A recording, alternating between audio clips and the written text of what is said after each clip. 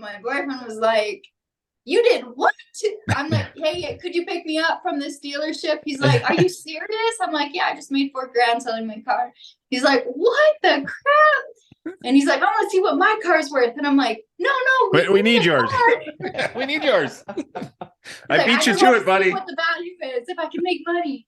He ended up selling his car also and made like another $6,000 off of his car. And so we capitalized on the car market that month. And then we just got into a brand spanking. It was cheaper to buy a brand new car instead of a used car. It was a very strange time. And so we got a cool Subaru and then we went to Costco and we got a roof tent. Have you seen what a roof tent is? Yeah. And so a roof tent, we put it on top of the car. And so literally in like 15 seconds, you unstrap the sides and it goes up. It pops up. Yeah. And so that's where you sleep. So you're not on the ground, right? Like a tent. It's on the roof of a car. And so we put that on the roof of our brand new car and sold everything in the apartment. Everything, made a bunch of money selling everything in the apartment, and then we hit the road. We ended up doing a 3-month road trip and hit 22 different states. Welcome, fellow lushes. Come on in, pull up a bar stool, and enjoy some cocktails with Dimples and the Beard.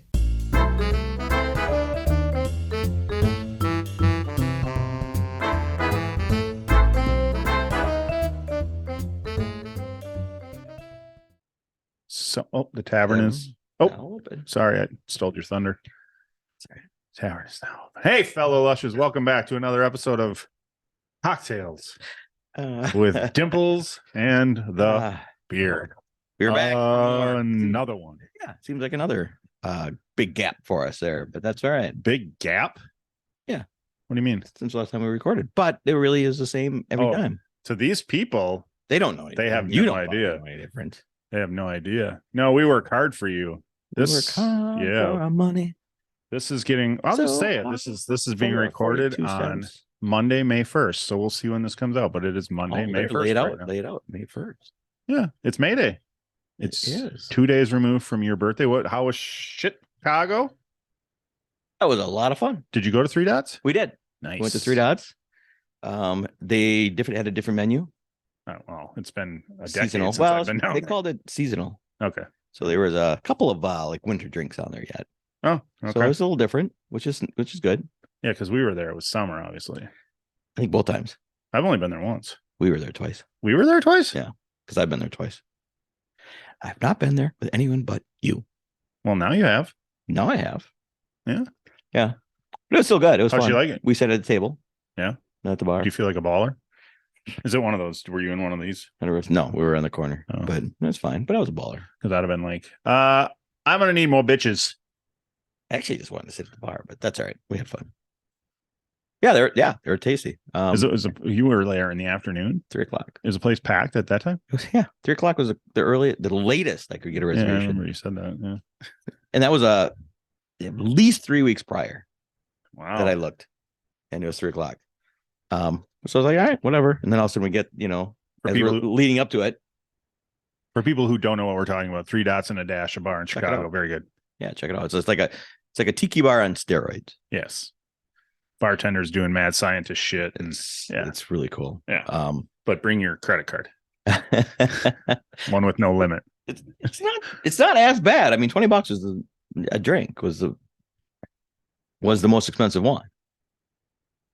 But if you're Chicago, I mean, how many times have we gone and I've just gotten and it's $18 for. Well, that's true. Yeah. I mean, it's no different than any other Chicago bar. Is my point. I mean, I guess when you put it that way. Yeah, that's the way I looked at it. Yeah, because I was thinking, it doesn't matter. They were delicious. So we tried 8 different ones. You guys must have been bags of shit by the time you walked out there. A little bit. And then we went to dinner. Where'd you go to dinner? Michael Jordan's Steakhouse. We went to the Italian Village restaurant. A whole village? We had the whole village cook for us. Yeah. It was sweet. All right. No, it's very good. I'd suggest that too. Italian Village in Chicago, very good Italian, good atmosphere. The decor was all. Well, I do think Chicago has their fair share of Italians, Yeah. so they probably should be able to get. I mean, if the whole restaurant is a village, they should be able to get it right. Right? I would hope they do. Delicious. Right. Had a couple of. The drink was the Capone. The Capone, the Al Capone. Yeah, just the Capone. Had a couple of those, and then we went to MJ's for an after dinner drink. Oh, you had to have been mush mouth by then. You would have thought, but no, it's doing pretty good. Did you have your what's that drink they got there with that you like so much? Like the bourbon and coffee one? Bourbon and coffee? They didn't. No? So I asked for it. They're like, we don't know what you're talking about. And then all of a sudden they call over the manager. The manager comes over and was it Michael? And Michael, then nice. I said, I need to see the boss. Yeah. And then they brought over. I'm like, no. Don't send me the manager. Go look outside. Step outside. What does it say across the top? That's who I want to talk to. Yeah. So Michael came down. Okay. And said, down them glorious steps. I will make you whatever you want. And you had I had a glass of water. Jordan. No, they it was funny. The manager was awesome. She was really, really awesome. The waitress grabbed the manager and I was like, no, we'll just find something else. I'm okay. Obviously you don't make it anymore. Because the fucking cream is what made the drink. Not Michael Jordan's whippy cream can on, but they would literally did it fresh at the bar when they ordered the drink. And then she goes off and I'm like, we're fine. And comes back and has this guy. He's like, well, he's worked here the longest. Do you remember? And he's kind of, dude, I know what you want. He comes back and it was more of the Ready Whip on top, but it was bourbon and coffee, but it was a Ready Whip on top and it was in a different glass. place is going downhill. I just said, I won't have any more, but thank you for the effort, and then they didn't charge me, which I totally expected to pay for it. Oh, well, that was nice of them. That was very nice. When do you think the last time? Long story short, as I'm driving down there, not that short.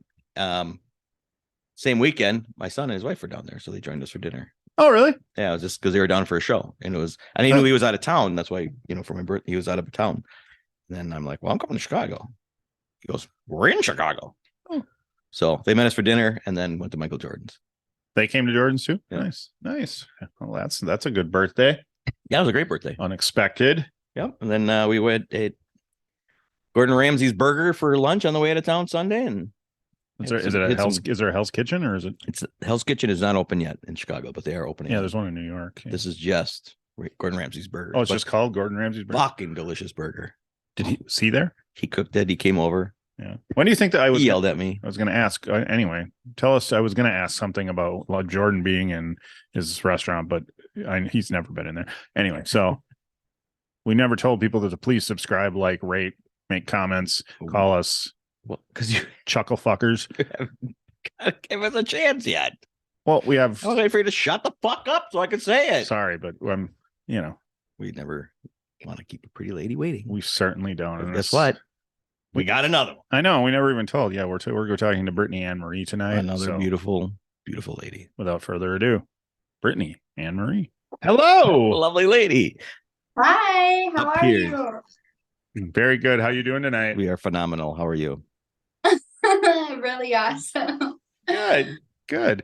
So we're joined by Britney Ann Marie tonight, and I think we became aware of you through our good friend Sarah Jaree. And, contacted you and asked to come on the podcast. You are a life coach, a model, soul inspirer, and mindset coach. Yes. What was that? What else did we leave out? Yeah, I mean, I'm a lover of people. Well, that's a great way to put it. Right. So you let's start at the beginning. You grew up pretty religious, where did you grow up? I went to high school in Minnesota. Oh, really? Okay. We're in Wisconsin, so. Oh, okay. Nice. Right on. Yeah. So I went to high school in Minnesota, and my parents weren't very religious. It was just, go to as soon as I was confirmed Lutheran, which was in like 10th grade, they're like, okay, you can do whatever you want. I think it was just like tradition, and that's the way they were brought up, and so it was traditional to be like, okay, once she's confirmed, she's good. Like, do whatever you want. Sure, now it's your choice. You can do with it All what the- you will. All the life skills you need, go Yeah, get them. Right? Right, but I took it further. Like, I went deep. Yeah. Like, At a really young deep. age. Yeah, I did. I was just very drawn to, I would say, just hope and just positive people. And Yeah. at the time, that's what was provided, was church and people being positive and, hopeful and whatnot. But that was in high school, and I dated someone who was Catholic in high school for about on and off for about 5.5 years. And after high school, I had moved in with him. I was 18 and we got our own place and went to college. I dropped out of college and got my license for cosmetology. And then I'm doing everything I wanted to do. And I'm like, okay, I came to a point where I'm like, well, the next thing, like, I got my career ready, situated. I'm building that, my clientele. I'm like, what about like marriage? Like, that's the next thing to check off the list, right? And so, but I was questioning Catholicism. Okay. So I'm like, if I'm gonna get married to this guy, I need to know what this Catholic stuff is, and personally, I've been to some Catholic weddings, and like, I honor them and I respect them, but as for me, I'm like, I love extreme, out of the ordinary wedding. I want something crazy if I ever get married, right? Yeah. Okay. So getting married in a Catholic church seemed a little boring to me. Yeah. I've stood up in a couple of those, and not only boring, but it can be hard on the body. You're standing there for a long time. Right. You stand up, sit down, stand up, sit down. I mean, it's a good workout, It's an exercise class. Yeah. Well, you're learning spiritual stuff. Right? Then you got a long-winded pastor, or I don't know what, a long-winded dude doing it, and you're like, They're all winded. So, did you learn about Catholic because you were going to convert over for your boyfriend? Yeah, so I was doing my research, and one day I just did 11 hours of research on religion because I'm like, what? I had one free day, and that was a Saturday because I worked 2 jobs. I was studying. I was just very, very busy. Mm-hmm. And I had a free day, and I'm like, okay, this is the day I'm going to figure out what this Catholic stuff is or what the right religion is. And yeah, so after 11 hours of research, going back in history and trying to figure out, what is the right thing? Yeah. And I finally put, like, what is the right I put Christian. What is the right Christian religion? Because there's so many different types of Christianity, so many different denominations. Right. I think there's like 33,000 or something. I don't know, some crazy number. And I just kind of came to the end of myself. I'm like, I'm just going to type the question in Google because, like, what is the right religion? And Google had told me it's not about religion, it's about a relationship with God. And so it kind of shifted. And I'm like, oh, that's weird. I had never heard that concept before. And so I'm like, well, what church should I go to? I'm typing it in. And I went to so many different churches by myself. Oh. The boyfriend Did you just go to the came. mass, or did you talk to the pastor afterwards or the priest afterwards? Yeah, I would just randomly show up at random churches. And Okay. And so a couple of the churches was like evangelical, Pentecostal, Word of Faith, charismatic, a lot of I went down that stream.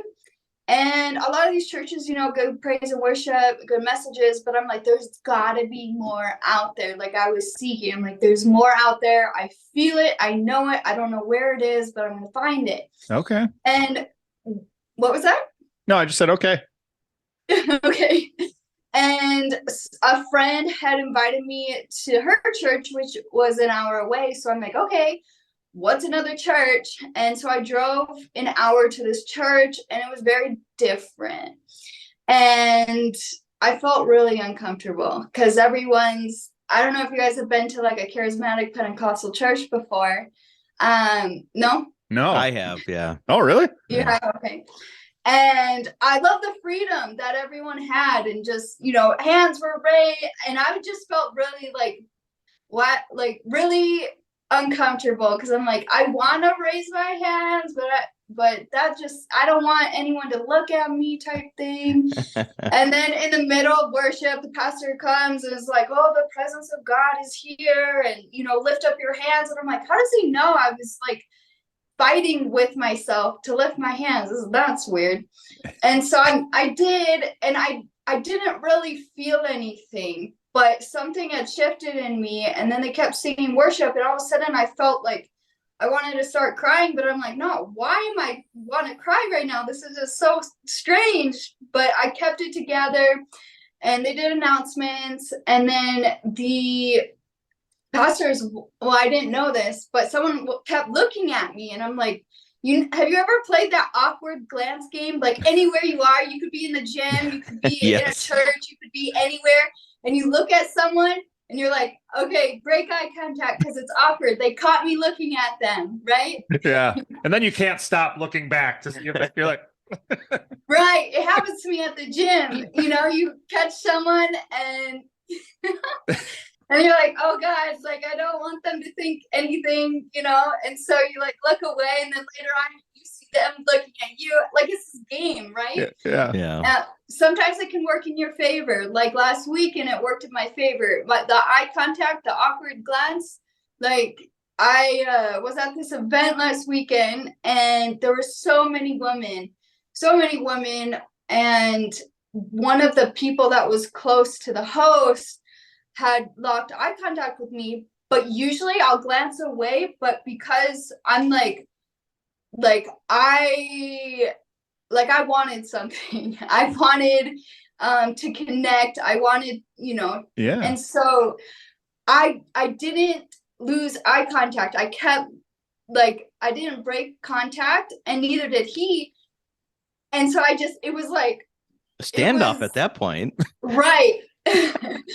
And all of a sudden he reached his hand out and it was like, you. And I'm like, me? Yeah, you. And like I was surrounded by, there's so many women, there's so many things going on. And he reached his hand out and I grabbed it, and then he pulled me in to do these shoots we were doing in another room at this event. And then we decided to do a collab, blah, blah. And so one of the lessons I've learned personally is eye contact can really work in your favor if you keep it. I guess, yeah. It can, and there's a lot of people that are intimidated by it. Yes. So when you see somebody who's okay with it, right, it just shows confidence, right? Like if you can hold somebody's gaze, it just shows confidence. I'm knocking stuff over. Right. And so, but in this moment, this was when I was 18 years old. I'm 32 right now. And 18 years old. What was that? I was waiting on a time frame. I was going to ask you about a time frame when you were this whole thing with the churches was going on for you. Yeah, that was 18. As soon as I graduated, I started questioning everything. And so I turned out to be the pastor's wife, and she stood up and she started walking over to me, and there was like probably, I don't know how many, probably 100 people in an area in the church, and she stops everything and she's like, you're here for a reason. It's not by accident that you're here. And I'm like, oh, okay. And my friend had not showed up. She said she was going to be late. And so I'm alone. Oh, no. And she's like, do you want to come up to the front? And I'm like, because I realized, I like being seen. I know that about myself. Right. And I'm like, but I don't know these people. It's a different environment. And so I'm like, screw it, I'll go up there. So I went out there, they started praying for me. And this is a very Pentecostal Word of Faith charismatic church, like to the extreme. And yeah, I have no idea, like I'm gonna genuinely say, like, I had a radical encounter with God.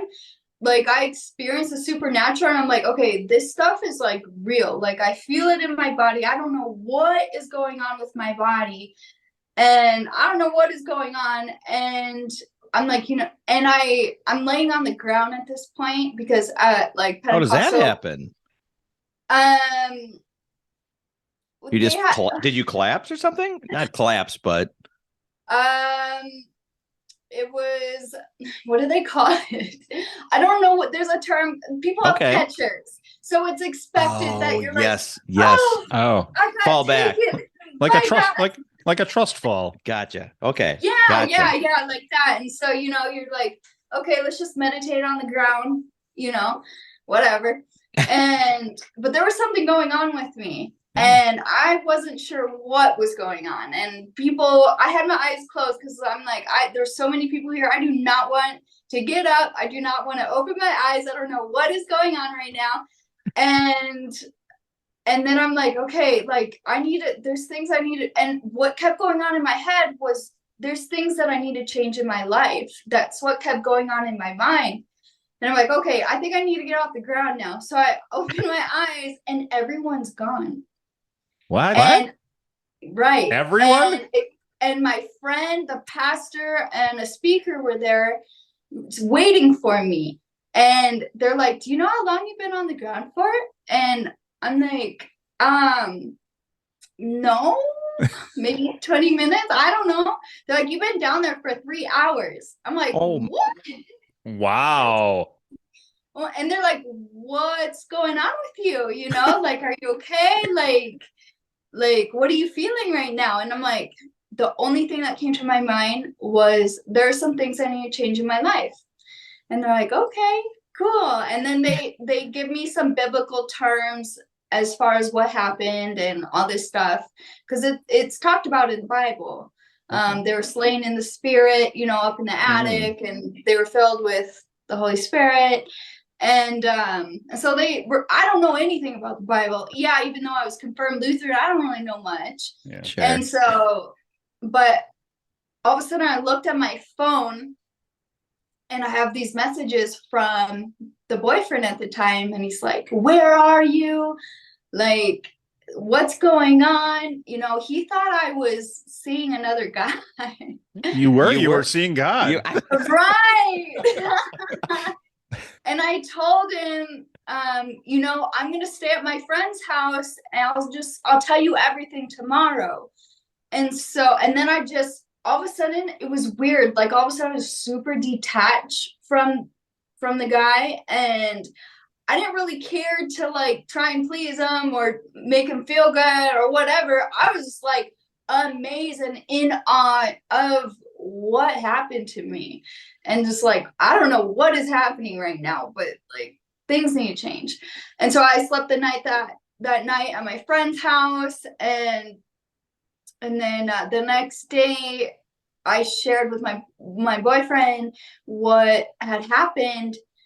And sharing that with him, obviously he's never heard of such thing. And he's like in shock, like, okay, Britney, like maybe I think you might have gone a little crazy, And all of a sudden I just didn't feel connected with him anymore. Like when we had sex, I was thinking about God, and he threw me off one time and was like, we're not doing this. And I'm like, he's like, what is going on? Like, he knew something was up with me, and all I could think about was just the presence of God, and he thought I was thinking about whatever. And so it was really, things got really weird in that relationship. I didn't feel like having sex. I didn't want to be a part of it. I was just obsessed with the supernatural. I became very obsessed with the supernatural, and like seeing healings for people, and just so many miracles were happening. And yeah, I've seen a lot of really beautiful things happen and lives transformed. Like, I don't regret my journey whatsoever. I don't regret anything because I've learned a lot. Sounds like it. Yeah. And so I'm super grateful for everyone that's, taken me in and has supported me in my seasons of my journey, right? And there's always people for support when you transition, always. Yeah. And then after that, I got more involved in the church. And were you seeking out miracles or trying to find miracles? Yeah, I was I was reading so many books on the supernatural. There's there's a lot it's like a whole nother dimension, a whole nother world in there. And I believe it all still to this day, because I've witnessed it myself personally, a lot of really cool things. And but the theology I was getting tripped up on. Okay. The theology of, you know, sinners and everyone was going to hell. If you don't stop sinning, you're going to hell theology. Yeah. And that didn't sit right with me. Because I'm someone who's super positive and just, you know, full of light. And I'm like, and they always talked about, oh, you need to preach the gospel. And I didn't really know what the gospel was because there's so many different perspectives on it. Yeah. Everyone has their own view of what the gospel is. And so I'm like, I went to a school down in Texas for a year. I raised money, fundraised. I had a lot of crazy money miracles happen. I had a guy a random stranger gave me over $5,000 to pay for my schooling. And he's like, I just felt on my heart to give this to you. I'm believing for bigger things. But here, and he handed me a $5,000 check. I told my parents what had happened and they were super skeptical, obviously. And I'm like, no, like this is for real. And my dad's like, well, when the check is cashed, then we'll know. And I'm like, okay, whatever. Well, I would have thought there was something behind it, that this guy wants something out of his $5,000. Right. But no, it was super genuine. I never heard from him again. He was super disconnected from his active service to support me. And he's like, here, I feel in my heart to give this to you and to support you and pay for your schooling. And then he disappeared. Like it was very random and wild. And I would consider that like a money miracle. Like I was praying because I was trying to sell my car for $5,000 and to pay for my tuition because I didn't have a job. You're not like for a year, I'm not working. I'm like seeking after my faith. Right. Yeah. Yeah. Oh, wow. And it turns out I didn't have to sell my car and he paid for the rest of my tuition and I never heard from him again. Wow. And at what point are you done with the boyfriend? Or are you already during your journey? Yes. It was literally a couple, like that was 2011. January 2011, I have this radical encounter. And then a couple months later, I'm like, I need to move out. I'm going to this school in Texas for a year. I got accepted. And literally 8 months later, I go down to Texas for a year. And so the boyfriend is out of the picture. Okay. Yep. And you're not supposed to, at the school, you're not supposed to be dating anyone. No. Oh. Yeah. Okay. It's like solely between you and God. Like, and you're taking these like character development, worldviews. Like there's different classes, obviously. And it was a really cool school. What was the name of the school? It was called the Honor Academy. And it was interdenominational. So people from all different types of denominations of Christianity were there. And so that was very interesting. But now it's shut down.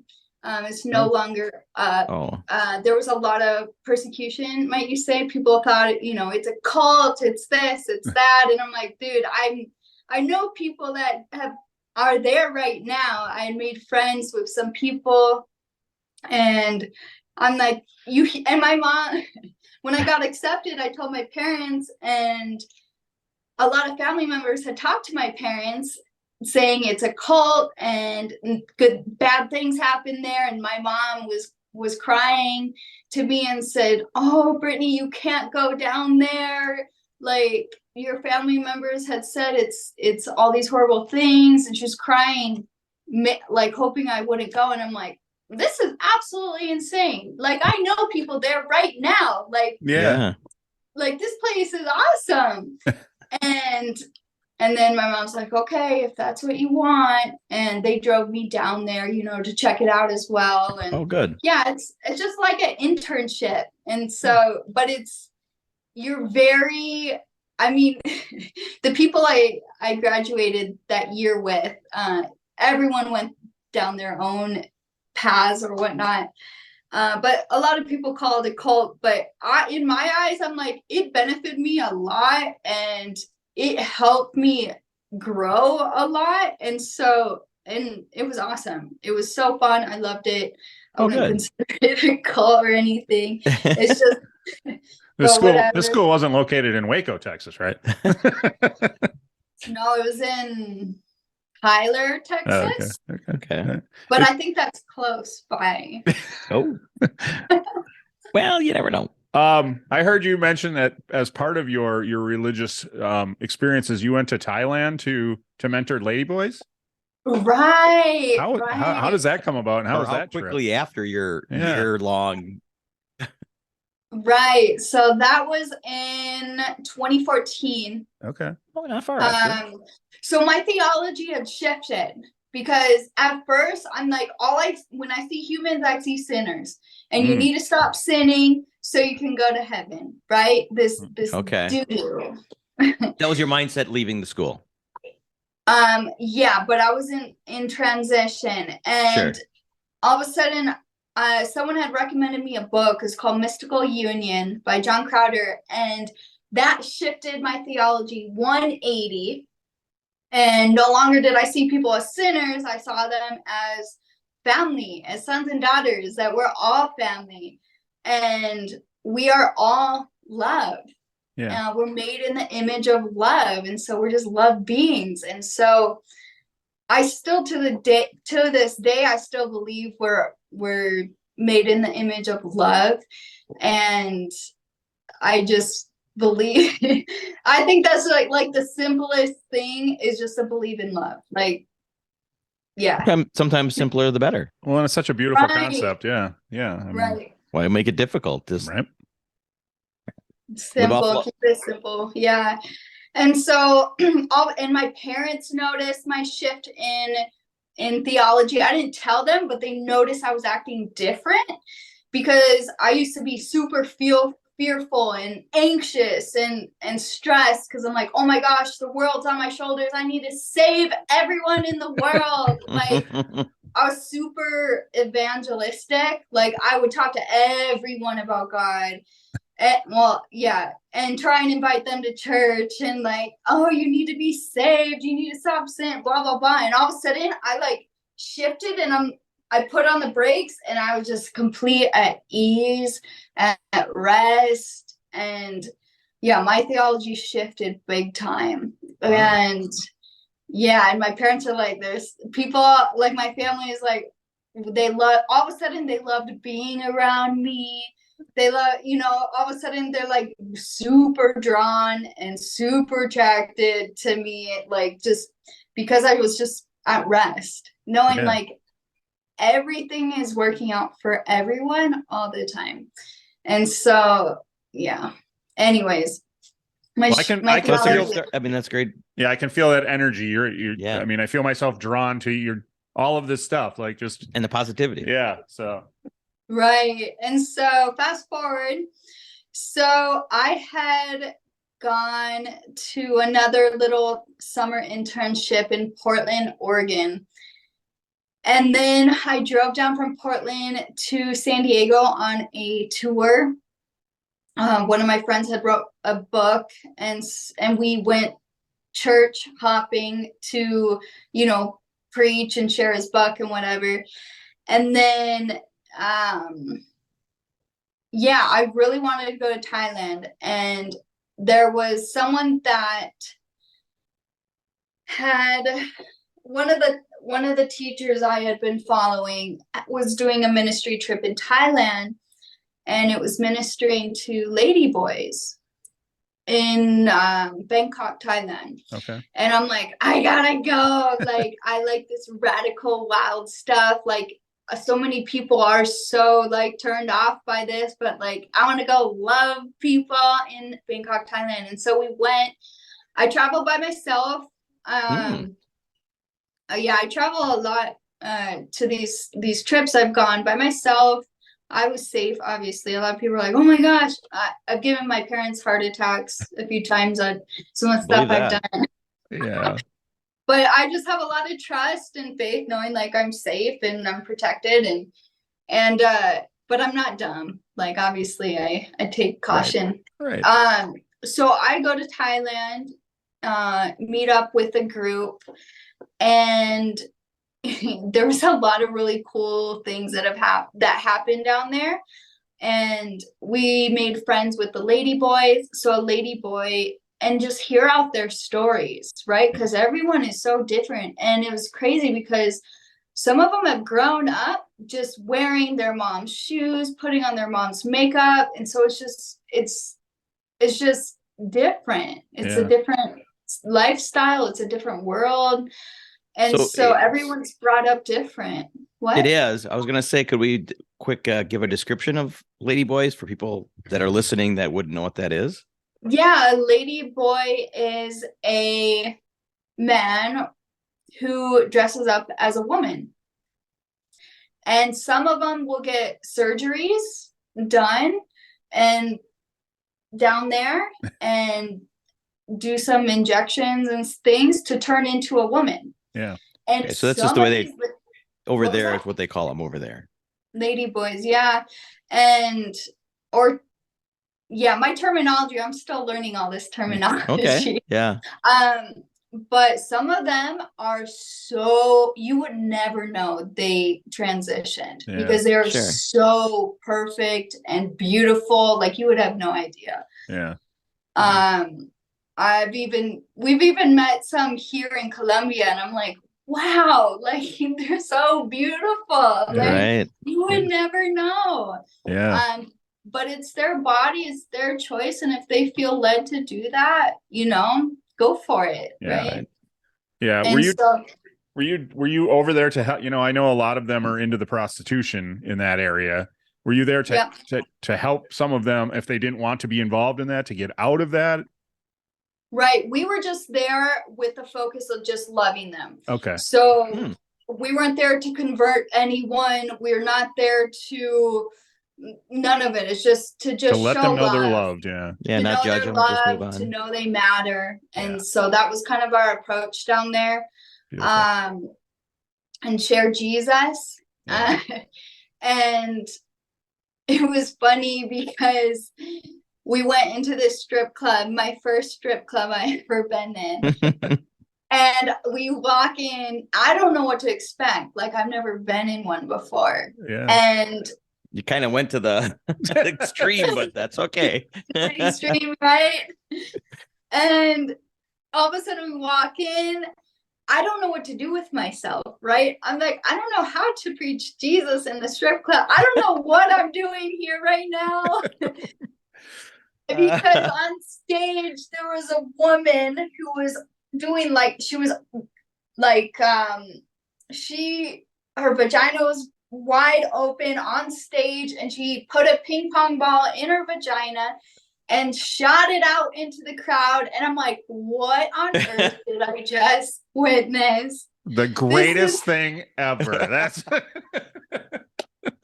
I was in shock. I didn't do anything. And then we lingered for a little bit because I'm like, I'm like afraid to talk to anyone here. Like I'm not talking to anyone. Like I don't know what to say. I'd have stuck around to see if she could do it like rapid fire. Yeah. If it was just one and done. How many are you doing? Shoot out. It's a hell of a way to be introduced to strip joint. That's all I could tell you. Right. And so we left, and then we went to go see a Muay Thai fight. We're like in the heat of Bangkok, like where all the prostitution is, sex workers, trafficking, the biggest city for child trafficking. You see so many kids. Oh my gosh, I was a little disturbed. Yeah. Yeah. That'd have been hard to see. So, yeah, it was like we want to love everyone, but also I was a little like digesting all of it as well. So it was a lot. Yeah. But there was a really cool things that happened. Like we were praying for people that wanted to be prayed for, and they're like, whoa, like what was that? Because I felt like electricity in their body. They feel the presence, and they're like, what was it? They're like, it's Jesus. He loves you, And so, and there were healings that happened. People's like some right at the some strip wild joint? things. What was that? Right at the strip joint? Yeah. The healings like, were right. So there's like the street, but then you have like different vendors in the middle of the street. Like the street's blocked off, and then you have the vendors in the middle, and then you have the strip clubs on the sides. okay. Right. Wow. Sounds like your kind of town. Right, but it's a mix because there's illegal trafficking happening, but then there's also people who love what they do, right? There's a little bit of everything, so you got to be a little cautious in what you're doing. So have you been back? Or I mean, more than once? I haven't been back to Bangkok, Thailand. No, I haven't. I like to go back and check it out because I have a different view of it now, obviously. Right. But yeah, that was my my encounter in Bangkok, Thailand. Oh my gosh. Nice. That's a hell of an experience. Right? That's a cool trip to. And then you come home and you're still on your journey. I'm still on my journey. I come home, I went to Bangkok, Thailand for a week, and then I went to Nepal for 2 weeks to do another trip. Wow. Okay. Fun. Yeah. And I loved, mission trips. I love praying for people. I love seeing miracles happen on the streets. I met a lot of business owners. Got to pray for that. Like it was a really fun journey. It was really fun. But then when I got back from my trip, I didn't have money. The only downfall of that kind of stuff. Right? It doesn't bring in a lot of money. So now you're talking, you ended in 2014, if I correct, and then so it's the same, within the same year. Correct. Okay. Yeah. And I still have my license for cosmetology, and I ended up getting asked to do LA Fashion Week, hair for LA Fashion Week. And that was actually a dream of mine. Like I had dreamt of doing runway shows, and all of a sudden I get asked. It was like the easiest thing. Like a friend I knew that was in LA already, she invited me up there, and I told her, I'm like, yeah, one of my dreams is to do hair for runway shows. And she's like, oh my gosh, you need to call this woman. It was a celebrity stylist. And so I called her, left a message, and I'm like, I don't know if this is going to happen, because everyone needs to know, what can you do? I need to see your skills first. I need to know who you are. Right. But she called me back, and it was so immediate. She's like, I heard great things about you. Are you available? These 3 days, I need you. And I'm like, yeah, I'm available. And like immediately, just immediate favor, super favored. And backstage, people thought I was drunk because I'm on this high of like my dreams manifesting, right? Sure. Yeah. I'm on this super high. I'm like, this is the greatest thing that's happened. And then everyone around me is so stressed. Like people are high stress backstage for LA Fashion Week. I would imagine. And I'm over here like, like I'm whipping out hairstyles for these designers super fast. Like I know my gifts. I know what I'm capable of. Like I know I'm meant to be there. I know what I can do. And I'm just whipping stuff out, and people are like, oh my gosh. But I'm like doing it high. I didn't drink. I didn't smoke, nothing. I'm just high on life. Experience, that like this is really happening. Yeah. But I was still very Jesus centered, and I learned not to pray for people backstage, because one of the models I had been doing her hair, I had spoke a few things to her, and she started crying, and she messed up her makeup. And I'm like, oh no,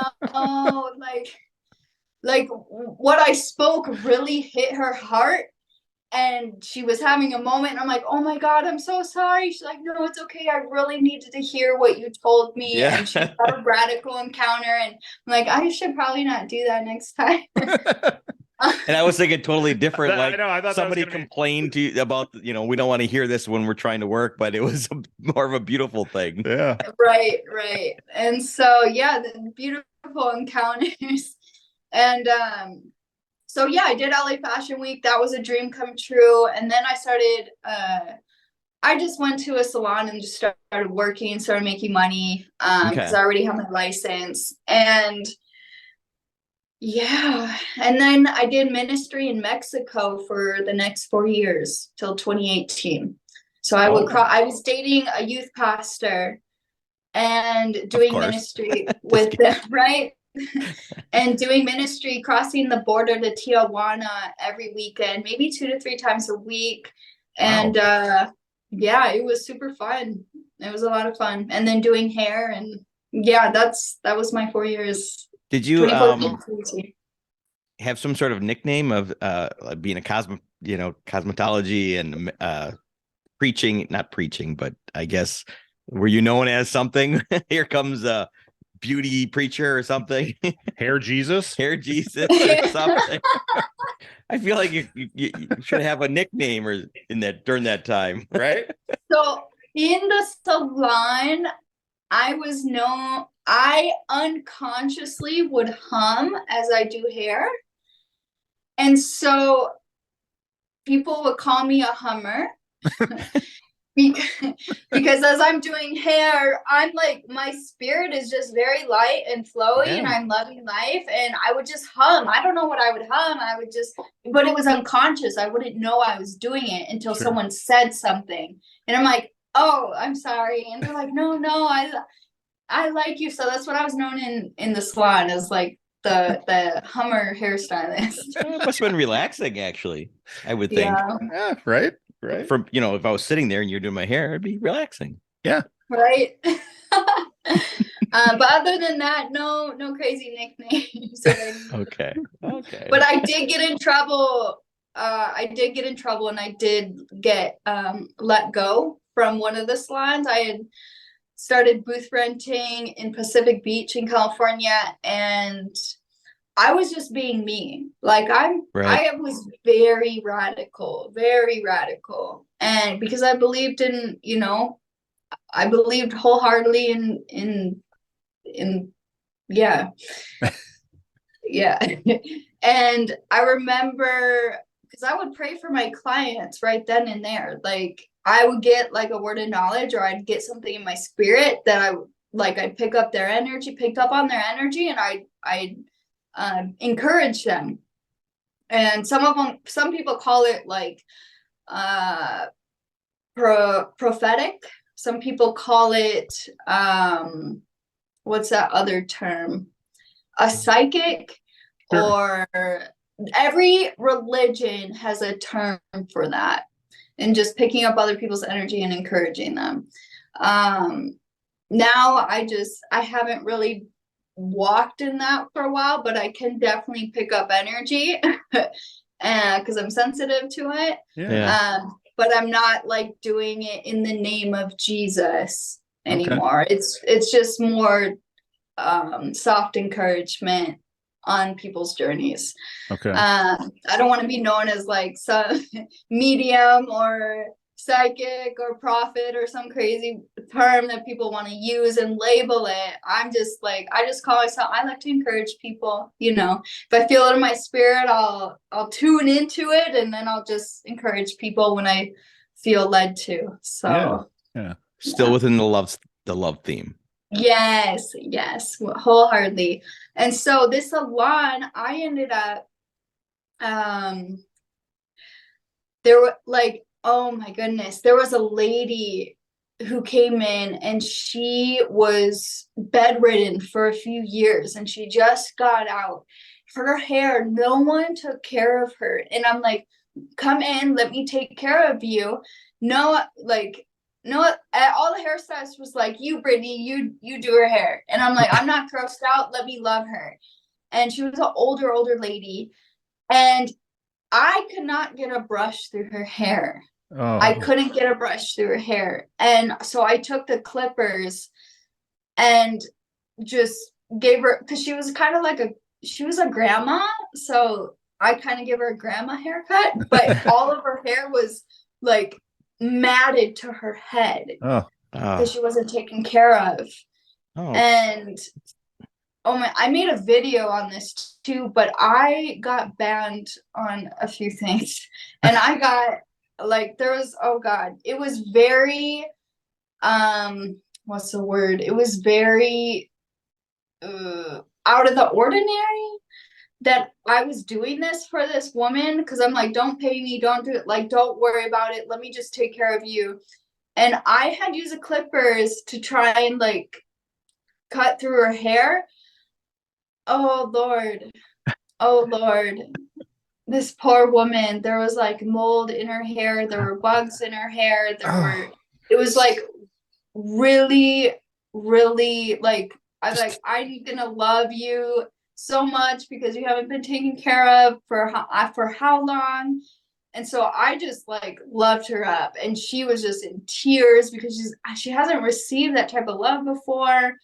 And yeah, I took care of her. I gave her I washed her hair. I gave her a scalp, like probably a 10-15 minute scalp massage, just in my mind, just sending love to her. And she got rocked. And that was banned?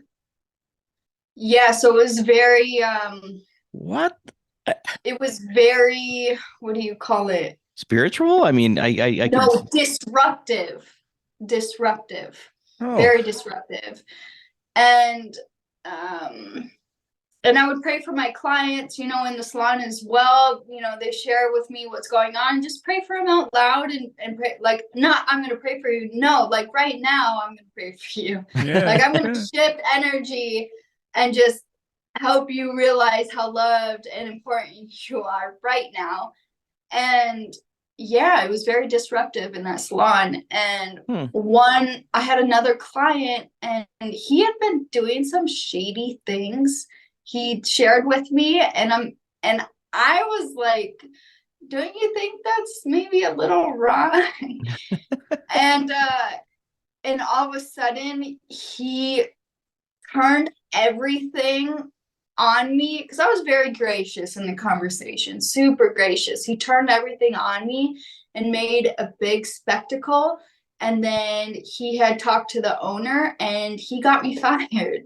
Like the owner's like, I don't think you should be here anymore. Like blah blah blah. I don't know. It was just very, my energy was very disruptive in there. And yeah, for them, but for the others, it was a blessing. It was a huge blessing, actually. Good. Because he could have gone to a different beautician, right? That would have been right. So did you? By just talking with you this brief moment, you didn't let that bring you down. So you obviously got fired. I had my moment. I had my moment. Yeah, but like everyone does. And then I'm like, you know what? This is all going to work out in my favor. Let's go. Yeah. And I ended up finding a similar like-minded salon owner, and I had worked with her for about 6 months, 7-8 months. And so that was a huge blessing. Things just lined up, and it worked huge in my favor, because she understood my beliefs. She's in the same alignment with what I believe. And so that was really cool. Really cool. What happened after that? Oh my God. There's been, we're trying to we'll get to the transition stage here. So now we're to what, 2018? Are you still with the youth pastor at this point? Oh, okay. So I start getting like antsy. I'm getting antsy because to want more or to experience more. Or what were you getting antsy for? I was getting antsy for money. Oh, okay. Fair enough. Yeah. And and I knew something needed to change. Sure.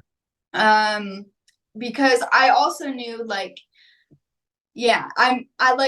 had posted on my in my office, like, I want to make $10,000 a month,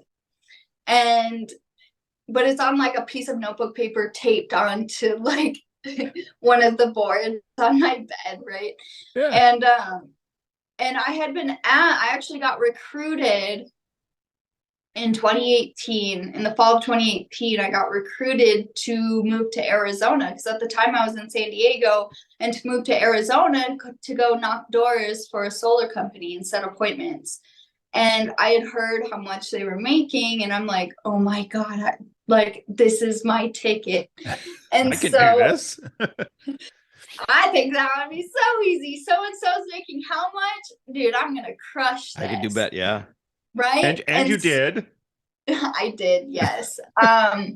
But yeah, I had asked the youth pastor if he wanted to come with me, and he's like, no, I gotta stay here in Tijuana. I got my group, I got this, that, and the other, and like his heart was just set on staying in one place. And I'm like, dude, I know I'm made to just go all over the whole world all the time. Like, I can't just stay in one place. I get antsy. Yeah. And so we broke up. It was the most graceful breakup I've ever been in before. We both prayed for each other, we blessed each other's futures, and then we parted ways. Like, it was very graceful. Nice. Good. Yeah. And then I had quit. I was a business developer for a new startup gym, working full time. I was a freelance hairstylist doing wedding hair, runway shows, all that. I was babysitting 2 families, their kids. I was a part of a network marketing company selling supplements. What else? I had like 6 jobs when I lived in San Diego, and I balanced it all. But I was, living paycheck to paycheck and whatever. Wow. And it was brutal. That's a lot of work. And it was. And literally, on a Monday, I had ended things with the youth pastor. Tuesday, I had called my mother, told her, and she's like, oh, I knew you guys wouldn't be together. And I'm like, what the heck? Why didn't you tell me sooner? Moms always know. Mom. And then Wednesday, I told the gym that, tomorrow's my last day, I'm done. So I did things very disruptively, but very graciously, because a lot of people are like, oh, you need to give 2 weeks if you're going to quit a job to have good relationships with people, right? You can't just up and leave. And but I did just up and leave. And I gave them my 1 day notice. Tomorrow's my last day. I had told the investor, I had wrote the investor, I'm like, hey, I'm going to go take the job out in Arizona. Tomorrow was my last day. And he was like, all right, I fully support you. Go do your thing, girl. And so I was super supported in my decision. And the wife wasn't too happy, though. She was like, oh, you have a career here. I don't know why you would leave. And I'm like, the wife didn't take it as well as the investor did, but he understood my heart. Yeah. And so yeah, that was cool. Fully supported. And then I told my landlord, hey, I'm moving out tomorrow. They're like, okay, we fully support you. Oh, and wow. I literally packed up my things on Friday in my little Honda, and as much as I could, and I left. I drove to Arizona with like $20. Wow. And I didn't know if I was going to make it or not, but I made it because I was living paycheck to paycheck, and I was going to get paid until, whenever. And the company had a place for me, food for me, and they're like, let's get to work. And they fully supported my journey and my transition, so fully supported.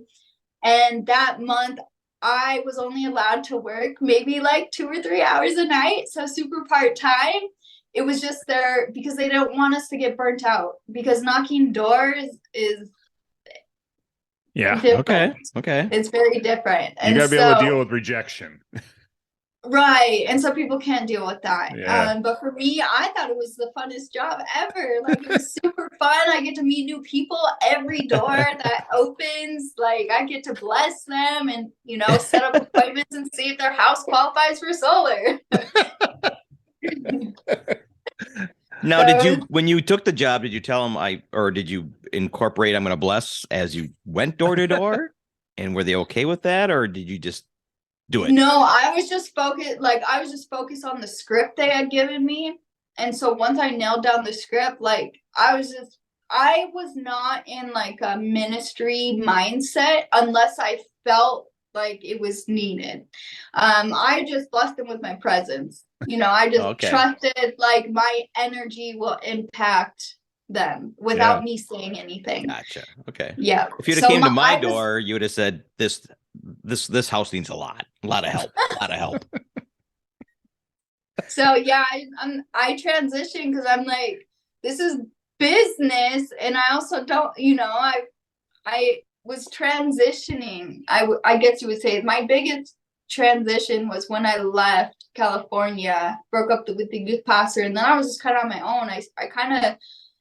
I went to church maybe a couple times, but it wasn't like hardcore ministry every weekend, youth group. I wasn't super involved anymore.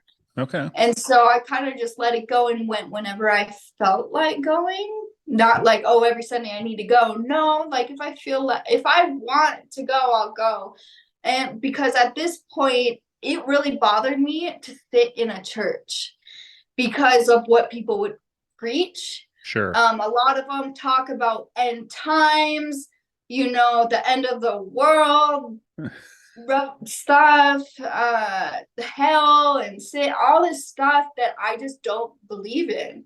Yeah. And so it was difficult for me to sit in churches, because it was a good thing because it stirred me up to be like, no, like, let's talk about something. Let's talk, because it would stir me up, but at the same time I'm like, I can't sit in this church and get preached at about this stuff I just don't agree with. Right. Yeah. And so I just kind of like, it was cool to network and meet new people, but at the same time I'm like, I just feel like I'm on a different journey now. And that's when I had ventured off. I was still, it was a relationship with God, but I didn't go to church that often anymore. Because essentially God is everywhere, everywhere. I don't know, in my own opinion. Yeah. If you're aware of it or not. And some people are just not aware of it, and so that's fine, not a big deal. And so I had hit top. I had booked the most appointments in the company. I hit records. I broke records in the company, and they had asked me to go on a all-inclusive trip to Mexico, because Arizona's right in Mexico. Puerto Penasco, I think that's what it's called. Okay. And so at the time I was talking to someone from Florida on Instagram, and that was when I started opening my horizons. I was really into this guy. Those boys will ruin it for everybody. Super into him, and I wasn't gonna go on this trip because I'm like, it's all dudes like that I work with. I'm like the only girl in the company right now, and so I'm like, I might just go to Florida instead. And the guy I was talking to at the time was like, no, ask them if I can come with you on the trip. And I'm like, what? And so I'm like, that's crazy. He's like, just ask. And I'm like, oh my God. He's like, you got to take it. It's all inclusive. Don't come to Florida. Right. And so they ended up saying yes. And so he flew to Arizona, and I ended up recruiting him. And I'm still with him to this day. It's been like 5 years. Oh. See? Yeah. And so I ended up recruiting him. And so I knew what he was motivated by, and I knew how to recruit. So I'm like, the money. He's like, just to let you know, I'm not here for you. I'm here for the business. And I'm like, okay, dude. It was funny. So he's a romantic. There you go. Right. So it definitely seems like you shifted all your energy. I don't want to say preaching, but talking and into business then, and into money making and which worked out. It worked out, yeah. And then, that weekend in Mexico was like the wildest weekend of my entire life, because the 4 years past, I had not had sex. Oh, wow. Wait, The what? youth pastor was a virgin. Wow. All Yeah, right. and so I felt like super honored to date him. Like, wow, like I'm no, like I have a past, obviously, but when I dated him, I'm like, just to let you know, I've been there, done things, Yeah. and he's like, that's okay, I accept you as you, and he's Yeah. like, just let you know, I'm a virgin. I'm like, okay, and so yeah, there was no sex The in that gloves came relationship. off in Mexico. And so when things ended and this guy I was interested in, like that was like the craziest, wildest weekend of my entire life to this day. Like Wow. absolutely insane. And yeah, and then For ended up more ways than just your partner. right. No, and so it was very conflicting for me. Okay. It was very conflicting. Like, yes, like this chemistry was like freaking fireworks all weekend. Like, oh my God.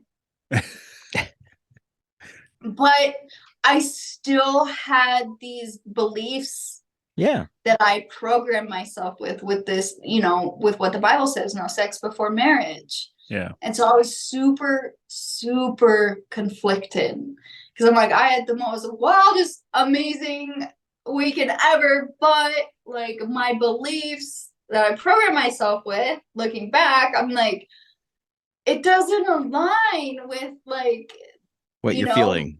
what I was taught in churches and what the Bible says. And I still did stuff, but I lived with the conflict. Sure. I still did it, but I was still conflicted at the same time. And I'm with you. Yes, a lot of conflict with it. But I still did it. And after Arizona, me and my team had moved to Vegas because we wanted to make more money in solar. So we decided, to start our own little thing in Vegas because of like legal issues. We couldn't stay in Arizona. Okay. And so we moved to Vegas. Vegas is another world, and that was my first. A little bit. And we still did solar, and we were probably a part of like 5 different companies and trying to feel things out. And that's when I have money stored in my bank account, and I'm like, I've always wanted to be a part of a modeling agency. And so in Vegas there's a lot of modeling agencies, and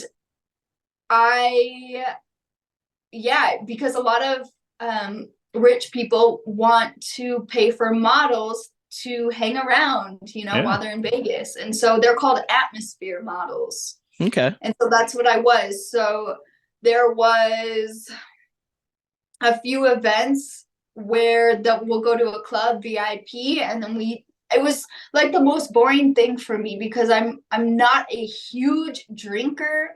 But when people go out, they come to Vegas, they want shots, shots, drinks, tons of partying. And I'm not like a super, like, I had my times in high school, like, to know, like, my body cannot handle that how much liquor, like, I can't do it. Like, my body can't do it. And I hated how I felt the next day. Like, oh God. And so it was like this love-hate relationship. Now it's like, I'll have a drink. Like, I have hardcore self-control now. Like, I'm aware of what I'm doing. I know what my expectation is when I go into a party or an event. Like, I know I want full self-control. Like, I'll have 1 or 2 and I'm good. Yeah. I'll get a nice little buzz. I'm feeling good. But like after that, I'm good. Just lots of self-control. But one of the models in the VIP had told me she had been atmosphering for 7 years, and she's like, and I'm like, dude, I can't do this. Like, I can't drink all this stuff. And we're in VIP, and so you're supposed to be like hype girls, always have a smile and hype. Like, yeah, that's me naturally.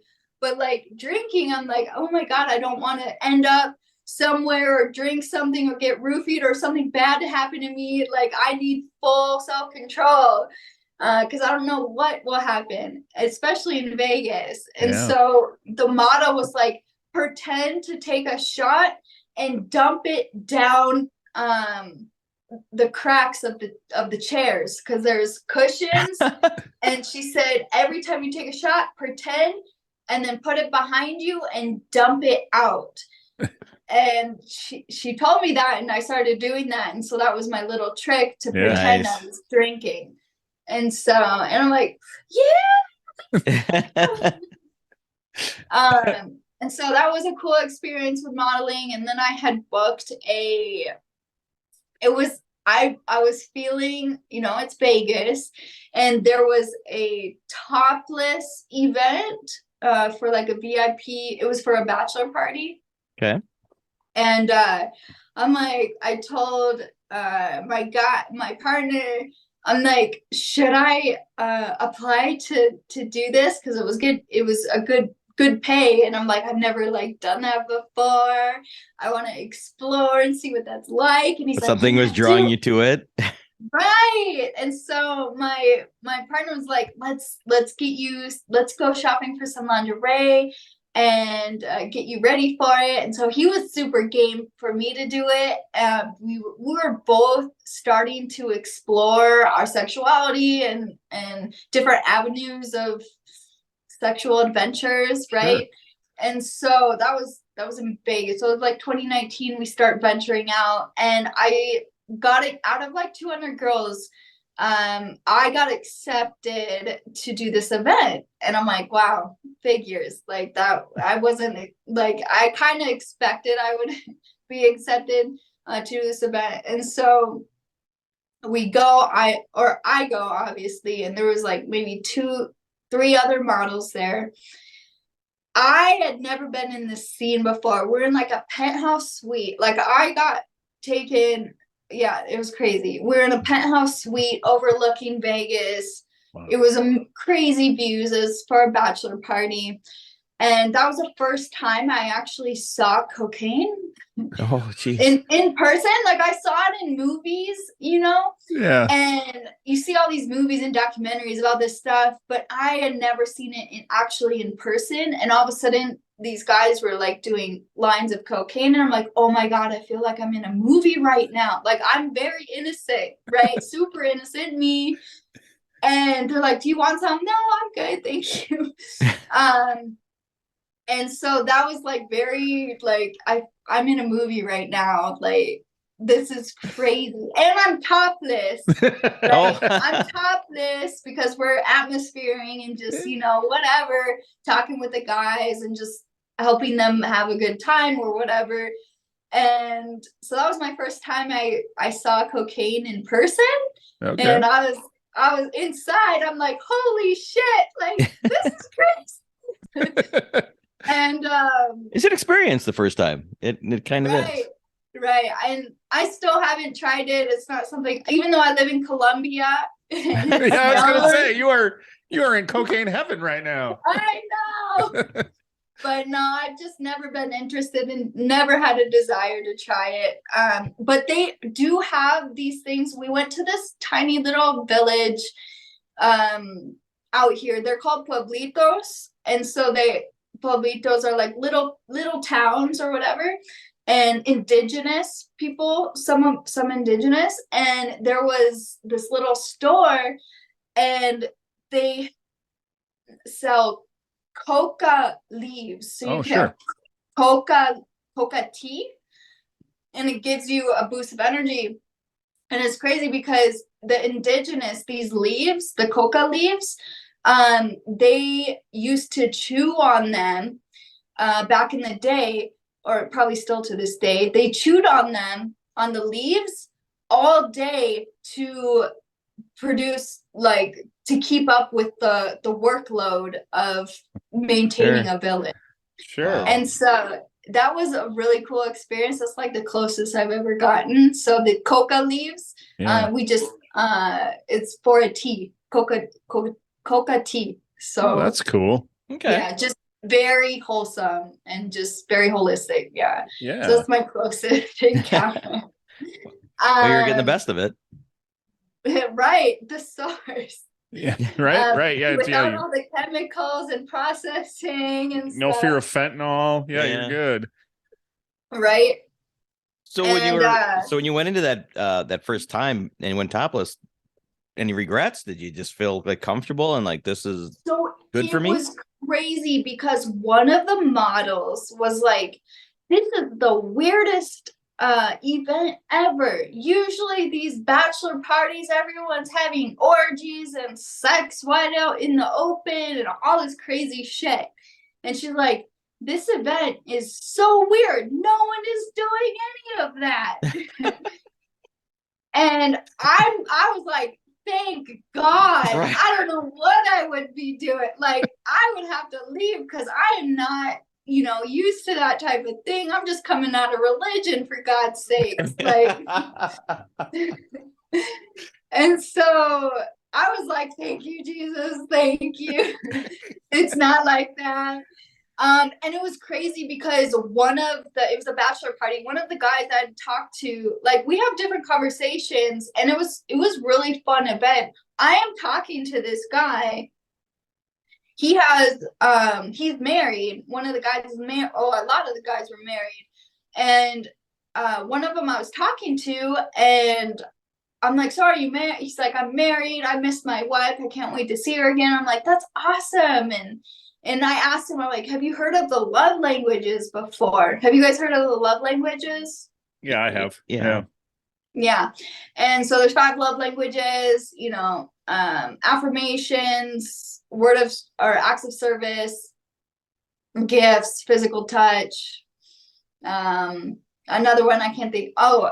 Quality time. Yeah. And so he had never heard of love languages before. And so I added so much value to him. And I told him about what each was and how he can help him and his woman's relationship even more and enhance the relationship. So I was doing like relationship coaching topless in a penthouse suite.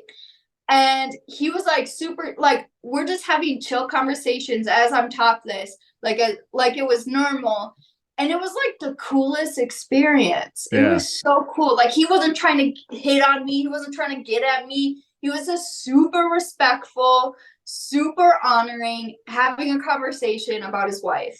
Nice. And I feel super blessed because some of the women's experiences that I've heard are not like that. So I felt like right, not even close. Right. And like so your friend that was there, she was like, it almost seems like she was disappointed there wasn't an orgy going on. right.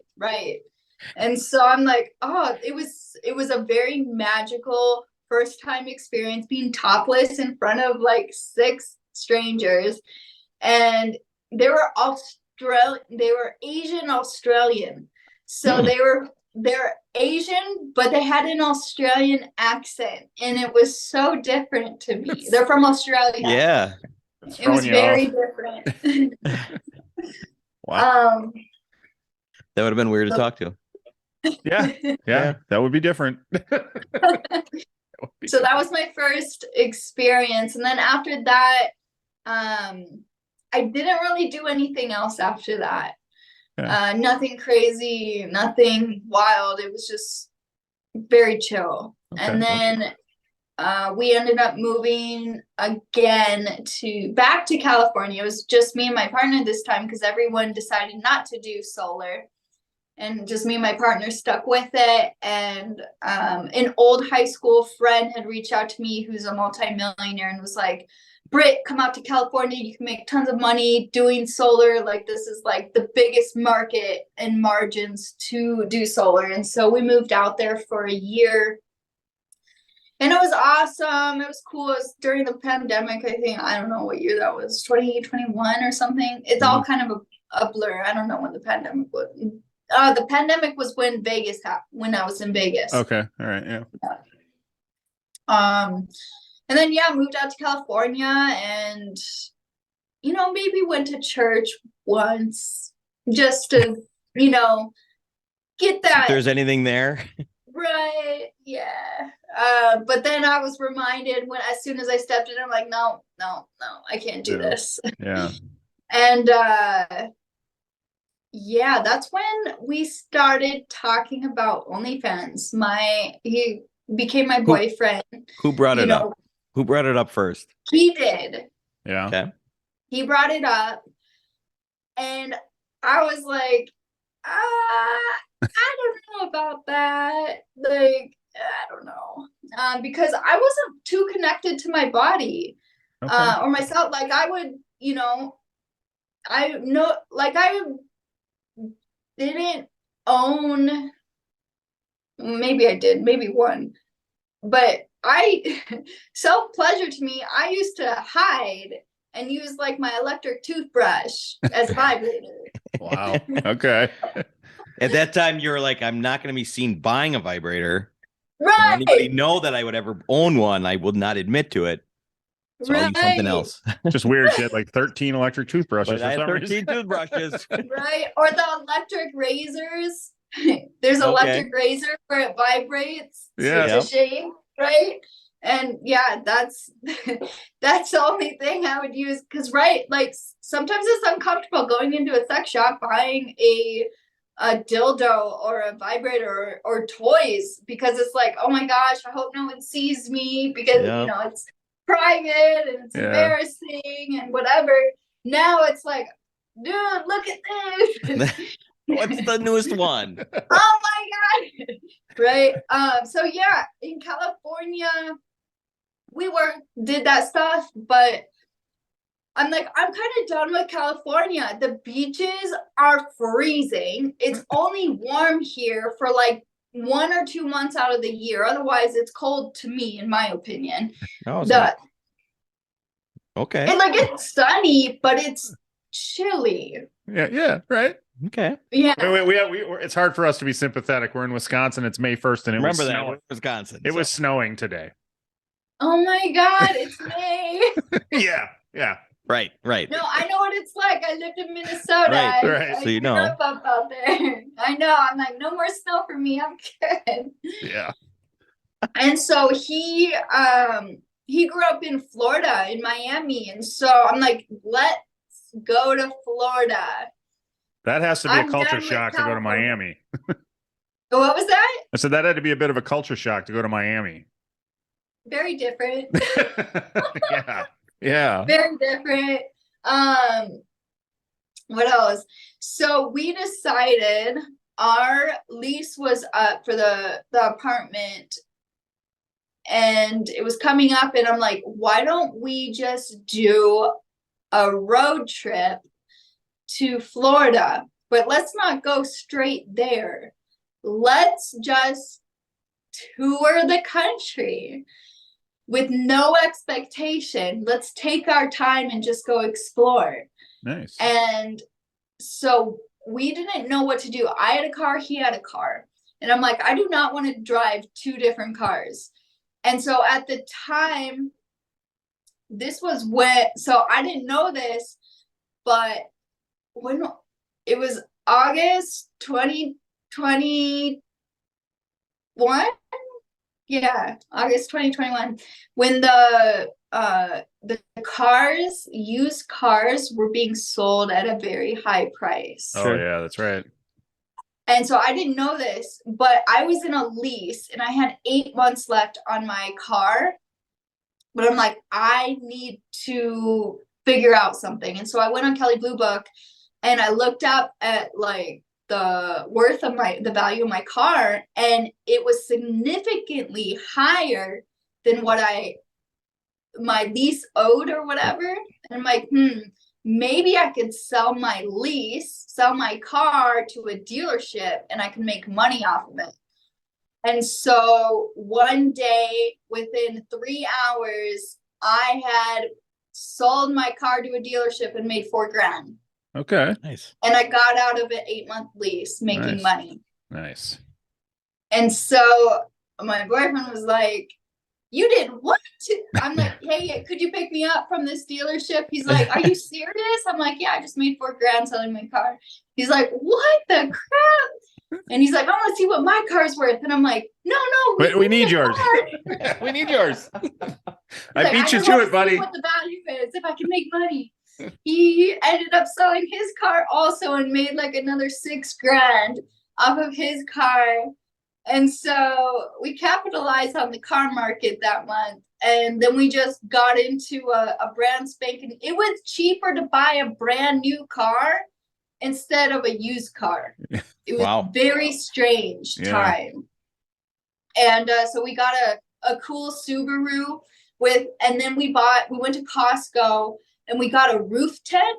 Have you seen what a roof tent is? Yeah. And so a roof tent, we put it on top of the car. And so literally in like 15 seconds, you unstrap the sides and it goes up. It pops up. Yeah. And so that's where you sleep. So you're not on the ground, right? Like a tent. It's on the roof of a car. And so we put that on the roof of our brand new car and sold everything in the apartment. Everything, made a bunch of money selling everything in the apartment, and then we hit the road. We ended up doing a 3-month road trip and hit 22 different states. Wow, how fun. Awesome. That was so fun. It was like the best trip ever. And if you survive that with your boyfriend, you know you're killing good. each other. Yeah, you know you're good. Right? Right? Yeah. But you would ask me what my favorite cocktail was. And I discovered what my favorite cocktail was on that trip. Yeah. Okay. We went to Washington because I have a lot of family in Washington State. That's where I was born. Okay. And I went to go visit my cousin and we went bowling and stuff. And she got me a Hawaiian sunset. I didn't know what that was. And so I took a sip and I'm like, oh my gosh, this is amazing. Like, wow, I can't even taste the alcohol. Like, when I can't taste the alcohol, that's good for me. Well, That's good. It's good for a little bit. What was that? It's good for a little bit until you're 4 or 5 in and going, I still can't taste the alcohol. Oh God. Oh God. So that was my favorite. And plus Hawaiian sunset. That was just beautiful. Hawaii. Have you been to Hawaii before? No. Bucket list. Got to get there. You got to get there. It's amazing. It's real. It's beautiful, magical. Yeah. And so that drink, I'm like, this just fits my personality. Like, I like the island life and sunsets. Like, well, it's even a pretty drink when you first make it. Like the colors are nice. So, right? Yeah. Yeah. So, and you're our first. You know, we ask everybody what they want. This is the first we've ever had somebody mention a Hawaiian sunset. So, we're like, wow! Oh, all right, we like it. Yeah. Yeah, that's awesome. But yeah, during that road trip, so many places to see. I would say my favorite place was called Craters of the Moon. It's in southern Idaho. It's southern Idaho. And you are like in a different world there. Like you're in the middle of nowhere, but then all of a sudden there's like this national park monument place, and it's called Craters of the Moon. And we went, and it literally looks like there's volcanic rock everywhere, right? Lumping everywhere, and there's cool hiking paths. But there's a few different caves you can go in, but underground.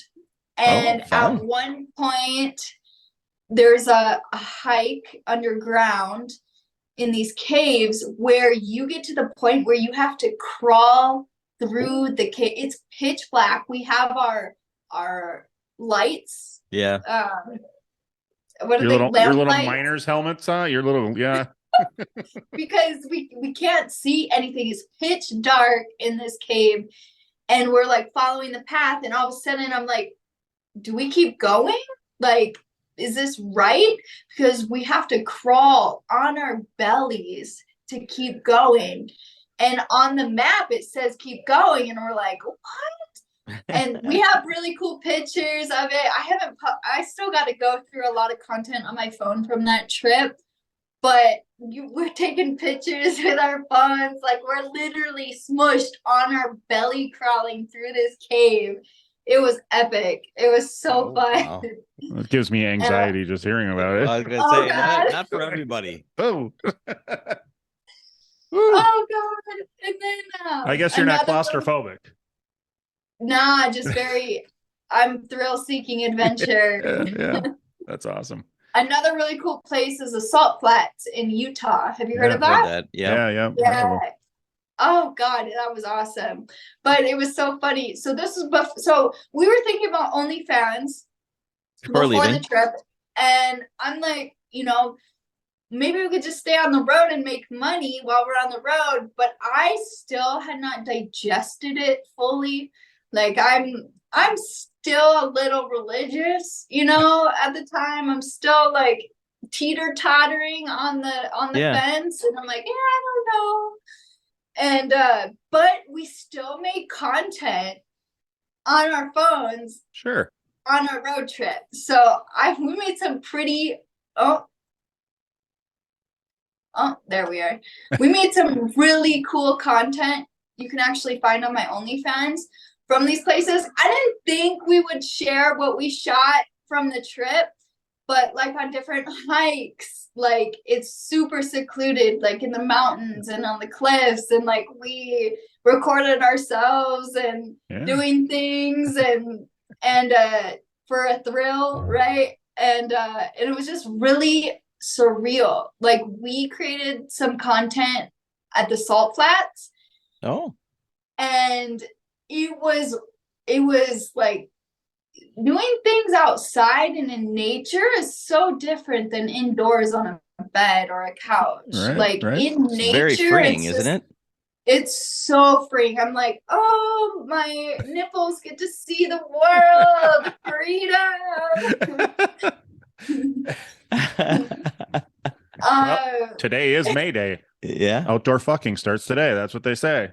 So. Oh, really? That's I didn't know. Yeah. Yeah, that's the same. Yeah. Cheers. No. Cheers to that, right?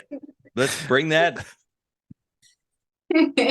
So yeah, I wasn't expecting to like share our personal footage, because at the time it was just, we liked recording each other and doing things out in nature. Like, it was just very freeing to do. And so it was funny because at the Salt Flats, like, I also want to shoot naked, right? I want to pose naked, and because it's like the Salt Flats is like nothing like you will ever see anywhere in the United States or anywhere in the world that I know of. So I'm like, this opportunity, I want to just be naked and just like shoot here. And so it was funny because all of a sudden we see a car, because you can drive on the Salt Flats. Okay. So at the Salt Flats, like, there's a rest area. And we're like, okay, where are the Salt Flats? This is it. No, like, you need to drive over the curb onto it looks like ice, but onto the flats, and drive for a few miles, and then you cross this barrier, and then you're into a whole different surreal world. And so there are cars, but we're kind of secluded from everyone. And all of a sudden I looked up and I'm like, oh my God, we have an onlooker right now. And so at the time I'm like, I don't like being seen by people. And so I'm like, pack up the stuff quick. And so I literally jumped in the car with all my stuff, our camera gear or whatever. And we just moved different places. I'm like, that guy, we need to go somewhere else. We have an onlooker right now. Sorry about that. I just happened to be in Utah that day. My bad. Right? I'm like, there is no free shows here.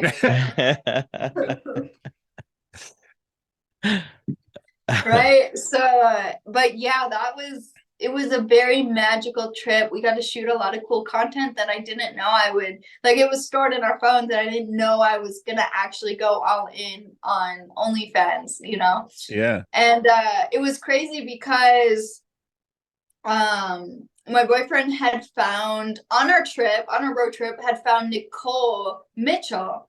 I don't know if you sure, heard yeah. of her, and found her on Instagram. And he's like, look, Britt, she's like, she came from pastor turned stripper. And I'm like, what? Yeah. And so I had heard some of her interviews, and I could relate with a lot of stuff she talked about. And the way she talked about sexuality and being free, and her view of, you know, how she operates on OnlyFans and what she does, I vibed with it hardcore. And I'm like, who is this woman? Like, I had never heard sexuality being like talked about like this, because in my perception it's like a bad thing, and she's talking about it in a different view, that it's like really good, and it's an opportunity to connect deeper with yourself as well. It's like a healing journey almost. And so I ate up all of everything she talked about. I invested in her courses because I'm like hardcore interested, like, what is your view on all of it? Like deep down, like even when I went to church and a part of church heavily, I was this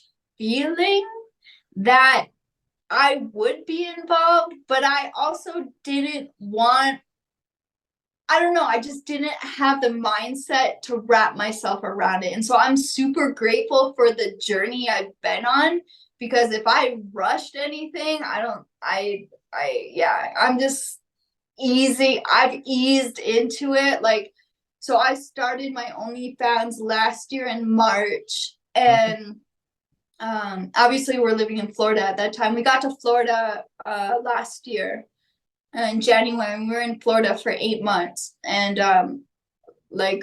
yes. And so I started my OnlyFans in March, 3 months in to being in Florida. And I kind of just ripped off the Band-Aid. I'm like, you know, I'm not going to go public because a lot of my followers are very religious. I'm not going to say anything to anyone. I'm going to be a little sniper and private message people who I think would like to come on my journey with me.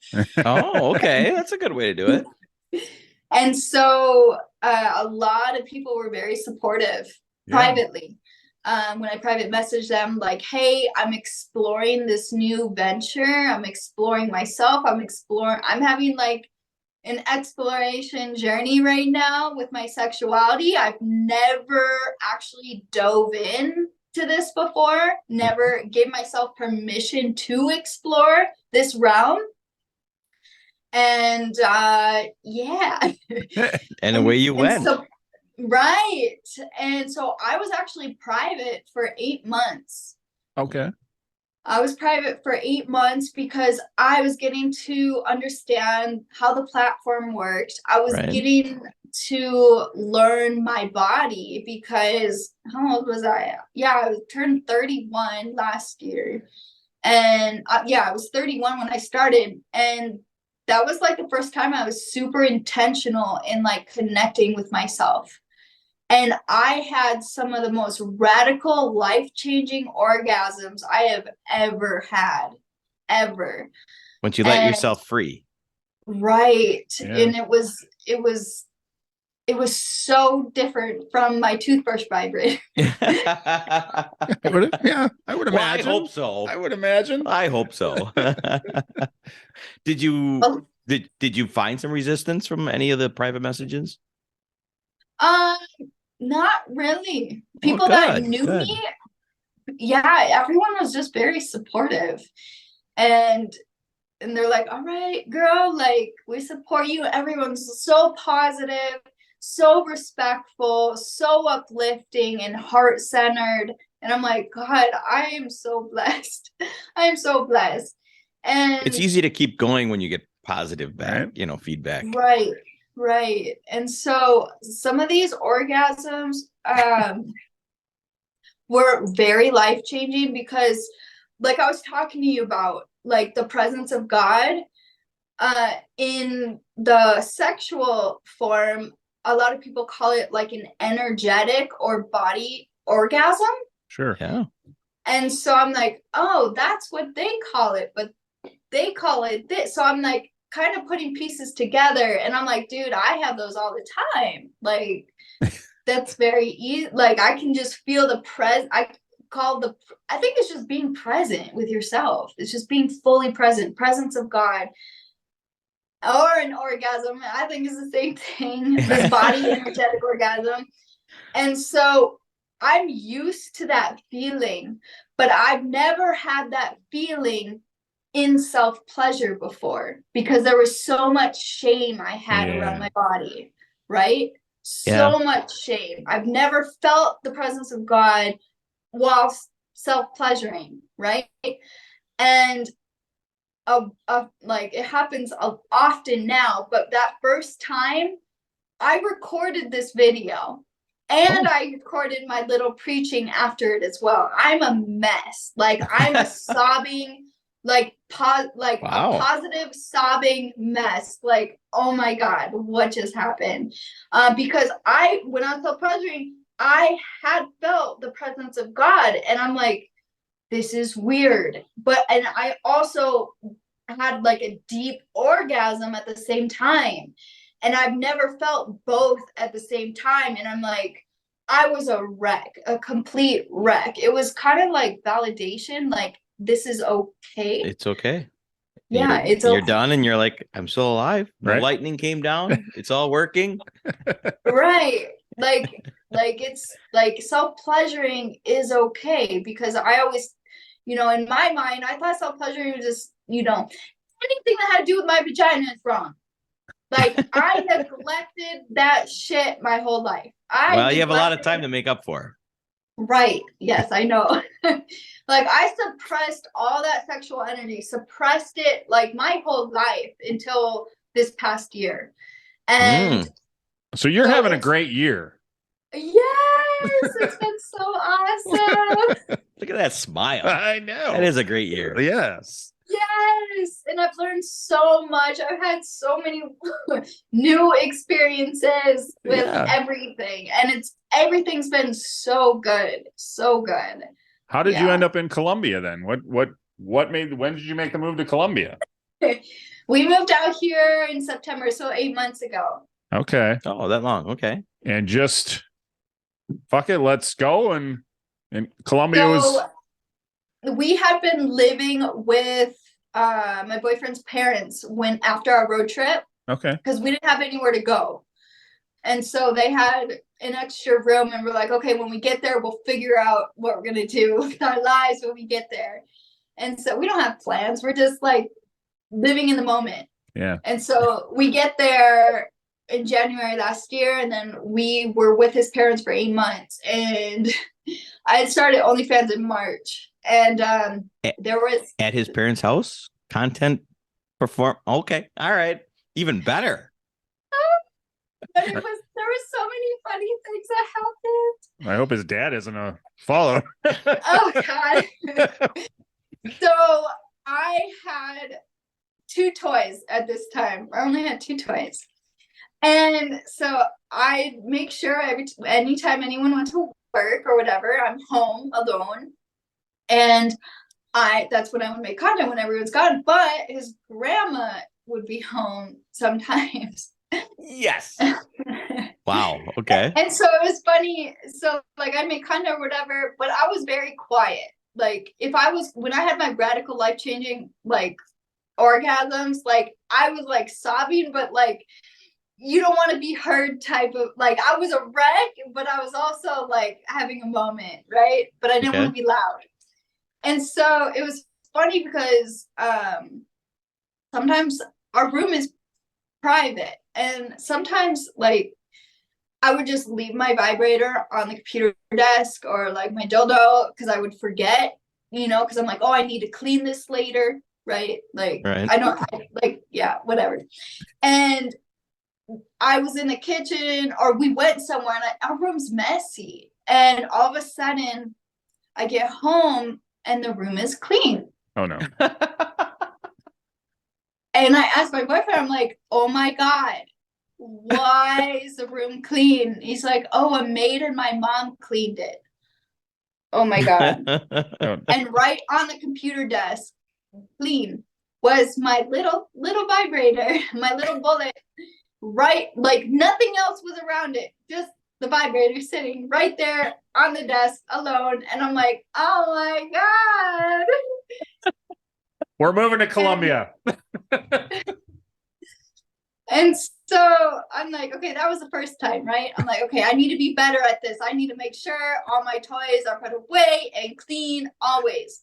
Can I just ask, was it a cleaning lady or his mom? Both of them were cleaning the room. Okay. So I don't know. And it was really funny. And I'm like, oh my God, how embarrassing. Because I'm like new with all this. Like, Yeah. I'm not so comfortable, like, oh, whatever, you know, like I'm very private. And I'm like, oh my God, like it's the end of the world type thing. And then I'm like, okay, I need to be more strict and disciplined. I need to make sure I'm clean all the time, whatever. No, like, so I can be lazy, super lazy, right? Get done, I'll wrap it around a wet wipe and just put it on the table. I'll take care of that later, whatever. And let me go get something to eat.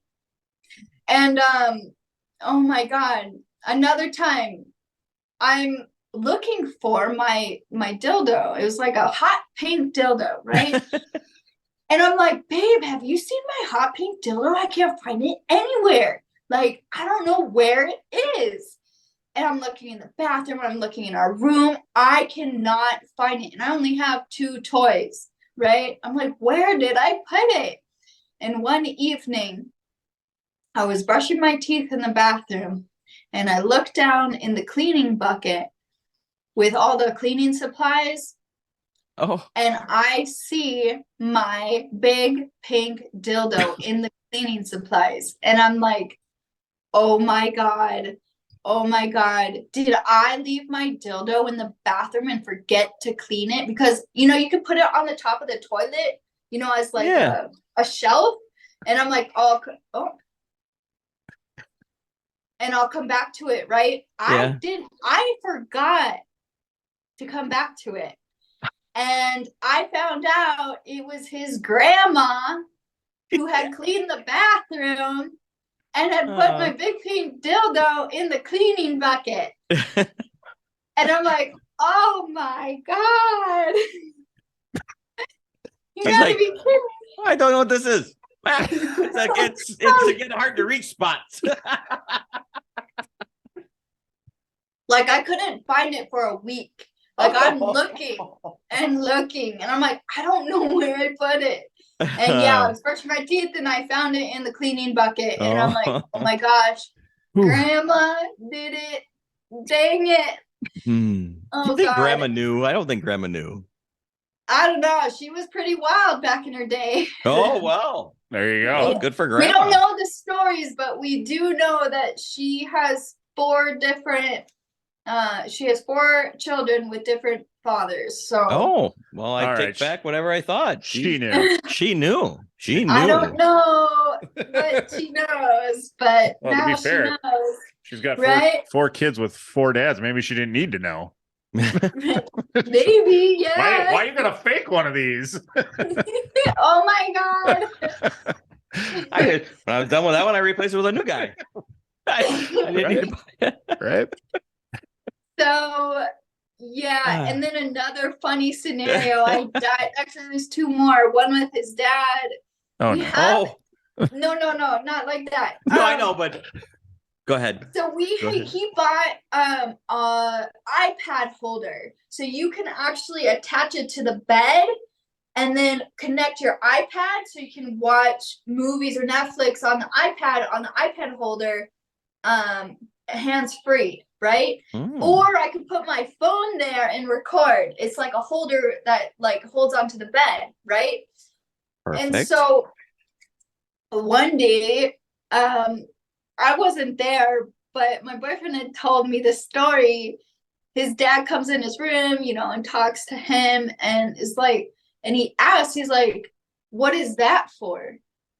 You guys record videos or something? And And he's like, no, Dad, that's where we put the iPad to watch movies. And then later on, I'm like, well, babe, I use that to record videos though. Like, and so I'm like, I think they're picking up on something. They might, right. That's the, now we're going to, 3 things have happened now. We're And so what I believe is the most healthiest lube is organic coconut oil. I think it's the healthiest lube to use instead of like all these processed, you don't know what ingredients is in there, all that types of stuff. Something just organic and healthy is coconut oil. As lube, you can use it for anything. And we bought at Costco, they have these big, huge jugs, right? And we have it on the side of the bed, but you can put the covers over it, right? And so you can't really see anything if the bed's made. And one day the bed wasn't made. Right. And one day the bed was not made. And his mom comes into the room. I'm not there again, but it was my boyfriend. And she's like, or no, she told him, she comes into the room. Oh, but none of us were there at the time. The room was messy. I think she was looking for, I don't know what she was doing. And she saw the coconut oil. And then later on, she told my boyfriend, like, I went in your room and I saw the big tub of coconut oil and I ran out in the kitchen. And she's like, and I thought about it for a second. She's like, oh, perfect. Like I can use that to cook our dinner tonight. And then I'm like, what? What? Hold on. And then she's like, but then I'm like, maybe they use that for something else. Maybe I shouldn't do that. And I'm like, oh, thank God she did not use that for dinner. Oh my God. And so like it was just getting, you know, a little strange in the house. We may need to just find your own place. Right. At some point, right? And so my boyfriend is Colombian. And Okay. so the whole family's Colombian. And I'm like, you know what? We traveled the whole US. Like, let's just go to your country. Like, actually, wow. And I'm like, you've been wanting to take me to your country ever since you met me. Let's do it right now. Like, it is time to move out of your parents. It's time to leave this place. It's getting a little strange. Pack up the sex toys and the coconut oil. We're out of here. Right. And so I'm like, we'll just have like a lot more freedom to do whatever we want. Right. And it's just very economical down here. It's like 4 to 1 for the dollar. Okay. Oh, wow. 4 pesos to the dollar, more or less. And so, yeah, we found a place, like we have a little puppy as well. And so we brought her with us. And, yeah, that was in September. We just moved. We're like, we're done with the States. And it was actually one of my dreams. I'm like, I just don't want to settle anywhere. I just want to travel, model, and speak. Like, those are my 3 words: travel, model, and speak. And like he loves traveling too.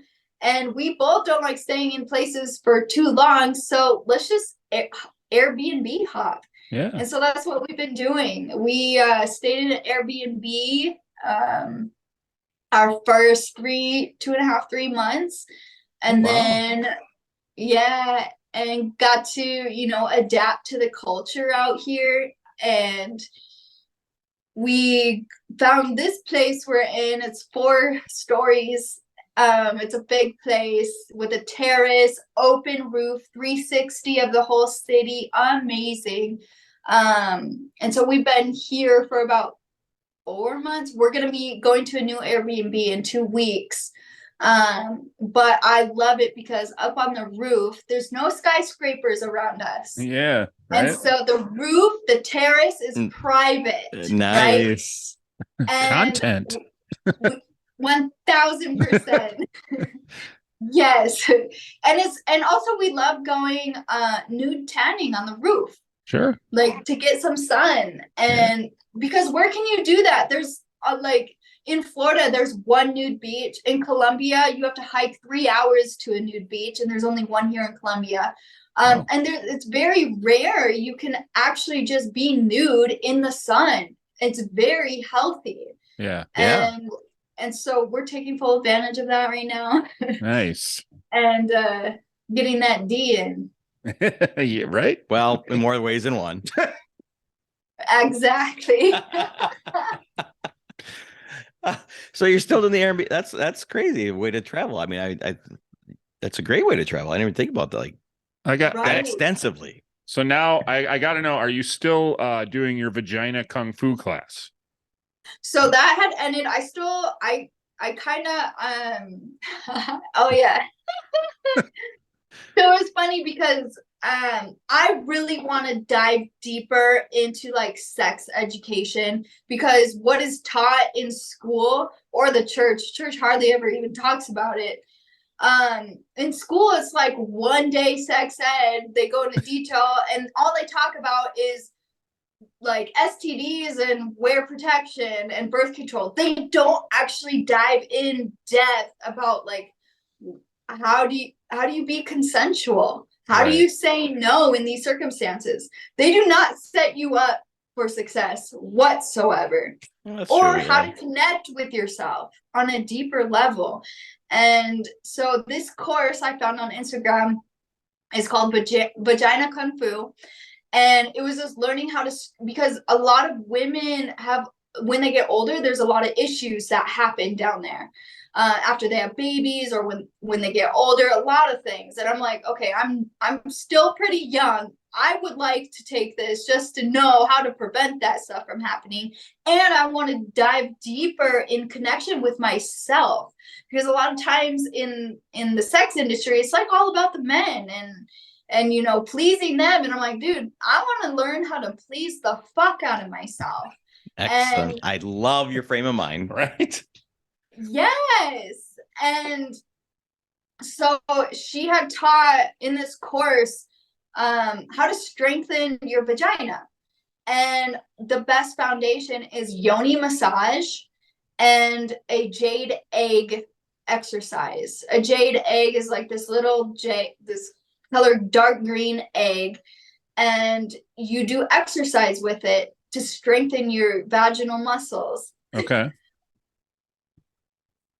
Yeah. And so, because a lot of vaginas are very weak, like 80% or 90%, I don't know what percentage, a very high percentage, a lot of women neglect themselves. Sure. Which makes sense. They just get busy and stuff. Yeah. Right. But they don't make themselves priority, which they should be number one priority in their lives every single day. 100%. I agree with that. Yes. And so it just makes life easier and, you know, yes. And so but more pleasurable as well, correct? I mean, there's a huge benefit. It's very arousing. You can, you know, we go to the gym to work out our muscles, but what about our vaginas or your cocks? Like there's different exercises you can do to strengthen it as well. Are you doing cock exercise? Well, is there kung fu cock out there that I just don't know about? Cock kung fu. I need that. She does a course for men. She is I picked up on some religious, she's a full believer in like monogamous relationships. Sure. So that tripped me up a little bit because I'm very open in sexually exploring, but she's very like monogamous mindset. So I'm like, okay, this is a little religious, but her philosophies and theories come from Taoism and some different cultures from Asia. But religion is religion. Yeah. So, but I think what we need to focus on it is, I think the minute you bring up, and here's what if I bring up to a lady friend or somebody I'm seeing, hey, let's do this kung fu vagina, they're going to say, well, yeah, it's all to benefit you. It's to make my vagina better for you. Right. Me, but it really isn't. I mean, it's for self-pleasure as well. I mean, so I think that's a point that we need to stress. Right. Vagina Kung Fu. Have you seen the music video? There's a music video? Check it out after we're done here. Yes. What? I'm writing that down. On their website. on her website. I'm assuming the same one because it was back in the day. There was a 70s song called Kung Fu Fighting. Oh yeah. And they take that music and then she wrote the lyrics to this new Kung Fu Vagina. Oh my god. It's quite entertaining. I'll check it out. Yes. I'm pretty sure it'll come up if you Google vagina kung fu. There's only so many things you're going to get with vagina kung fu. So. Right. What? I like saying Kung Fu Vagina more than vagina Kung Fu. That's personal. All right. All right. Yeah. So again, where we left off was I was saying is I think it can be thought of the minute you bring it up to a girl is, hey, you should do Kung Fu Vagina. It's for me, but it's really for yourself. Right. And 1000%. So I want to explore that a little more because I might bring it up to some people and I want to get some explanation of that. It's really for their pleasure more. Yeah. And it helps you connect with your body on a deeper level. Just strengthening it. Also the jade egg practice. You go through these different exercises to strengthen your vagina, because there's a lot of benefits to it. This whole course, I learned like a lot with like PMS and menopause, all the symptoms, like there's testimonies of women whose like all those symptoms just are gone and disappear. Like everything society thinks it's supposed to be like, it's supposed to be painful, suffering. No, it doesn't have to be like that whatsoever. Also childbirth, you learn some things about childbirth that it doesn't have to be painful. She actually teaches on that you can actually have you're supposed to have an orgasmic childbirth, like have multiple orgasms giving birth. It's not supposed to be painful and suffering whatsoever. And so she teaches on how to really connect with yourself on deeper levels, because there's so many testimonies and so many results, and there's a lot of books written that you can have an orgasmic childbirth. And I've heard that. Yeah. Wow. Yeah. I didn't think it was normal, but I've heard that. I believe it's supposed to be normal. I don't think we're here to suffer. Well, that's a great point to put it. Yeah, you're right. Right. Yeah. Mm-hmm. So there was, and I just saw it in the news today that somebody was, and I didn't read it, so I don't know if it was somebody in the symphony or somebody in the audience, but I want to say it was in the symphony that was caught on microphone that she had an orgasm while she was playing, and it was recorded, and everybody in the audience could hear it. Wow, that's beautiful. I think I saw that. I think it was somebody in the crowd they said had a screaming orgasm during the symphony. Okay. Yeah. So it was loud enough for everybody here. Yeah. I think it was somebody in the crowd who just, the music hit her. It was a headline. Yeah. Whoa. Yeah. So you never know where you get your inspiration. Right. Right. Pleasure. Right. Yeah. Yes. I love it. But I think the moral of the story is you should just go with it. Absolutely. As this woman did. I'm in public. I'm in symphony. I'm just going to go for it. She probably couldn't control herself at that point. I mean, but also another good exercise is yoni massage. Have you heard of that? I heard you talking about it a little bit with Sarah, but I don't think you went into it. So yeah, I was going to ask you what is that? So yoni massage is, you can have someone do it to you, which there are some practitioners who do that for women, or you can do it to yourself.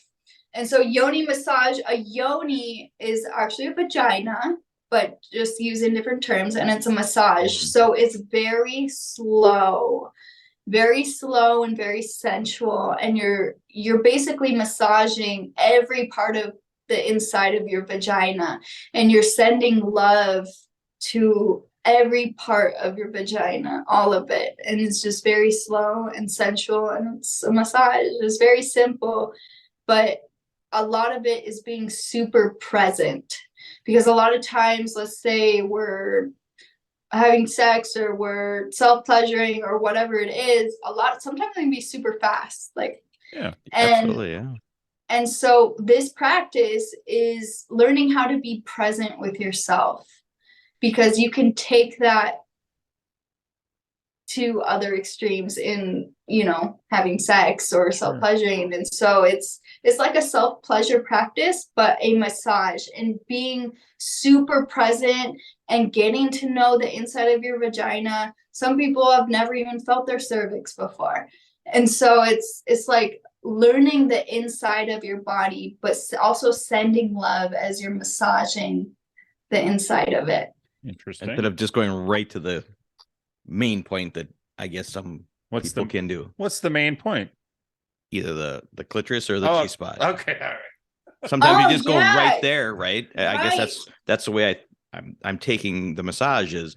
Instead of going right to that, Right. massage all the other areas to Right. connect with the whole body. Right. And so you would start on the inner thighs, just light touch on the inner thighs, make your way on the outside, you know, very light touch, massage, and then you're just gradually going all the way into the cervix. And it's okay to stimulate the clit, like that's arousing, right? It'll stir things up. But what I was taught is the clitoral orgasm is a sugar high. Okay. There's multiple types of different orgasms. There's what I was talking to you about, the full body energetic orgasm. There's also the clitoral orgasm, which a lot of women are addicted to because it's quick. It's like a sugar high, right? Sure. Yeah. But there's a G-spot orgasm or squirting. There's the vaginal orgasm, A-spot, clitoral orgasm. There's a lot of different types of orgasms. But so as a woman, can you tell the difference between each one? Yeah. Meaning like, oh, that one was after you're done, or do you know where to go to get that one? There's a course on it. I haven't taken it yet. But from what my understanding is clitoral obviously is on the outside. Yeah. Super easy to get. Yeah, guys, take care of business. That's very simple, and it's, you know, you want a quick fix, go do that. But if you want more depth, it requires a lot of trust and learning to let go. It's very spiritual, actually.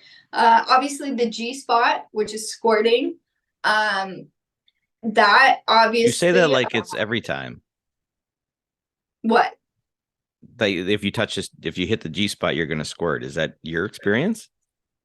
No, not every time you touch. Like there's not touch, but to be done. There's a lot. Right. Right. And so, but it requires a lot of trust and learning to let go. I know, like in some of my encounters, like I don't want to let go because I do not want to make a mess and buy a new mattress on the bed. But when I do, but sometimes not that much.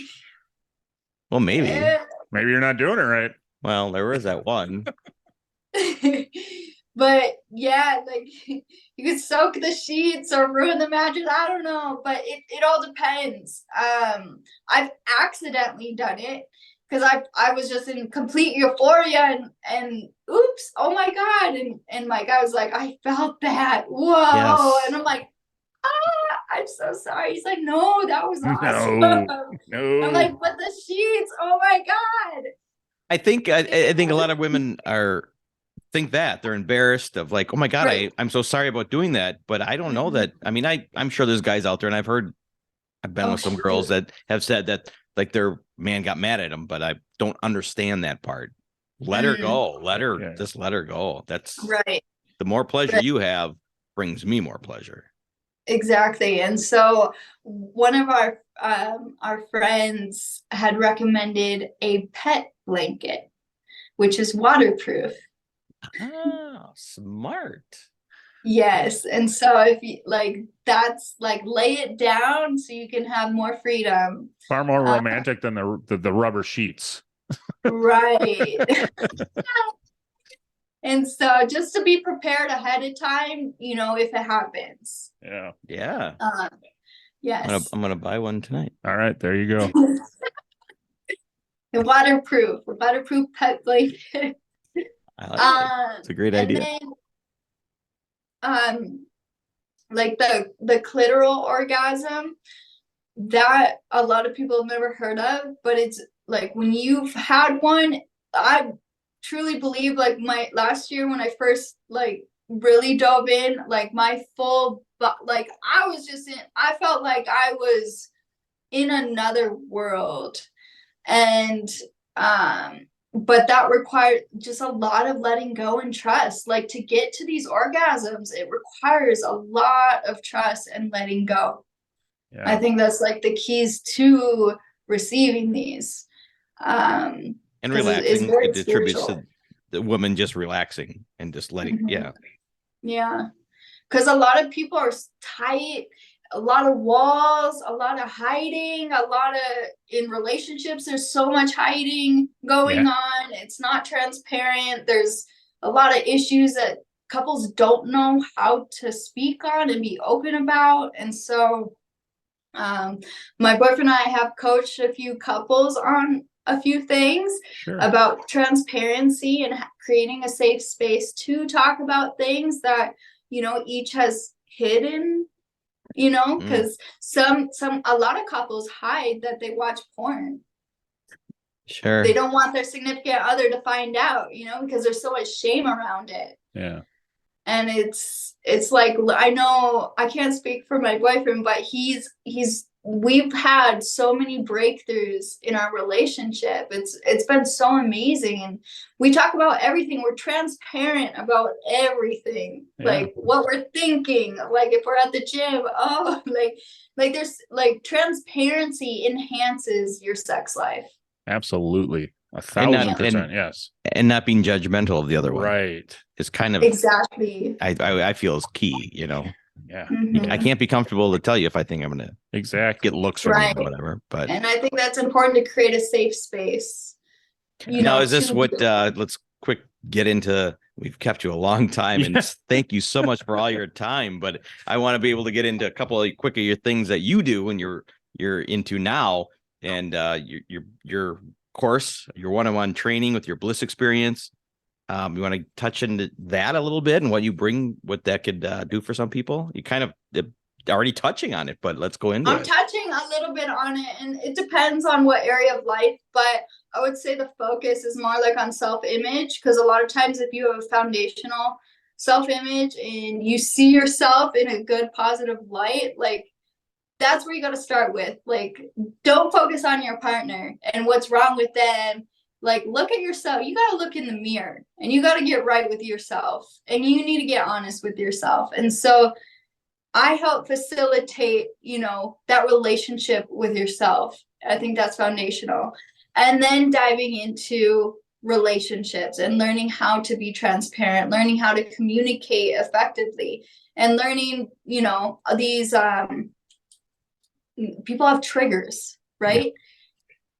But they're patterns. It's unconscious patterns that people, and these triggers, like it's learning how to navigate through that and having grace for your partner. And I know my boyfriend and I, there's little things that like I get like triggered and literally immediately I'm like, whoa.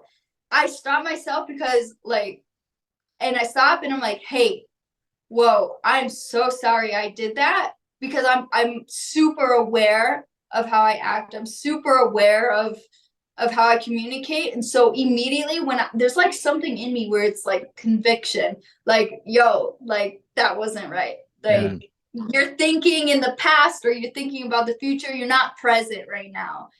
And so immediately, like mostly immediately, I will mostly. I like that. Mostly, I need to linger for a second. I'm like, okay, what I said was not appropriate, and I apologize. That was on me. And so I think in a relationship is super key to have a lot of grace, no judgment. And like when you're with someone, I've been with my partner for almost 5 years now, and there's been so much grace in growing. Like both of us grown so much. And yeah, I think and so yeah, and then we dive into sexuality, because a lot of people have these fantasies. It can stay a fantasy, but it's learning how to communicate with your partner. Some partners are afraid to tell their partner their like, just for example, a fantasy. Oh, like, yeah. I have a fantasy of having a threesome. Oh, yeah. Like, some people are so afraid to tell them because they'll get mad and judge them and like get angry, and it's like, no, that you are not creating a safe space for them to trust you with their what goes on in their mind. Yep. And so creating that space to be open and transparent and asking these questions and working your way up the scale to see, not every fantasy needs to be fulfilled in real life. Right. I know when sure. when we were right before we actually did fulfill a lot of fantasies recently, we would entertain it in our minds while we would have sex. Yeah. So we painted the picture with each other, like, oh, what color hair does she have, whatever. And then you would like communicate the scenario as you're having sex, and it's like a really fun thing. And just to paint the picture of your fantasy while you're having sex. But it takes two very secure people to be able to do that. Mm-hmm. And in order to get to that point, you need to start with yourself. Right. True. Okay. Right. So would you say your bliss experience, is it a certain number a week course, or is it ongoing for as long as you need it, or how would you explain so that to everybody? I start off with a 1 hour, 4 sessions a month. You just start super basic, and then you go out from there. Okay. Right? So, but everyone's in a different place, and so it's 4 1 hour sessions a month. And if you want more, let's go. And if you received exactly what you needed, awesome. But it's just one-on-one coaching on Zoom. Yeah. And what exactly is glory soaking? I just need to know if it's what I'm thinking in my head. Has nothing to do with a glory hole. I had oh my goodness. Okay, I need to update a few things on there. Have we pulled out an outdated term? I need to change a few things on my website, because I had a consultation with someone, and they were wondering the same thing, like, what's glory soaking? And I'm like, oh, it's more like group coaching on Zoom. And they're like, oh, because I saw you in a bathtub with flowers and glory soaking. I want that glory. Right. And they're like, could you do that with me and my wife? Like, and I'm like, let me think about that. I've never actually done that before. And thank you for bringing your perception of what was on my website up to me, because now I know what's going on in people's heads. I didn't realize, because I'm like glory soaking. Like, glory is just like you're soaking in glory, like just right now, like just marinating in the bliss, marinating in the glory, like love. We are fully immersed in love. Like, love is the air we breathe. We're fully immersed in love. And so it's like more like a marination of the love that we are. Like, every fiber of our being vibrates with the frequency of heaven. So what does it feel like to have every fiber be love? Like, you're perfect, just love. And so it's like being aware and realizing that. And it just takes, like, for me, I feel high right now talking about it. Like, you're fully immersed in love. What does that feel like? Like, whoa. Not everything's sexual. Not everything is sexual now. Not everything is sexual. But I can understand now, because I do OnlyFans, and on my website it says glory soaking. I'm like, oh God, I think people might get a wrong idea. Like, I need to go more in depth. So thank you for bringing that up. I need to do a few changes on my website.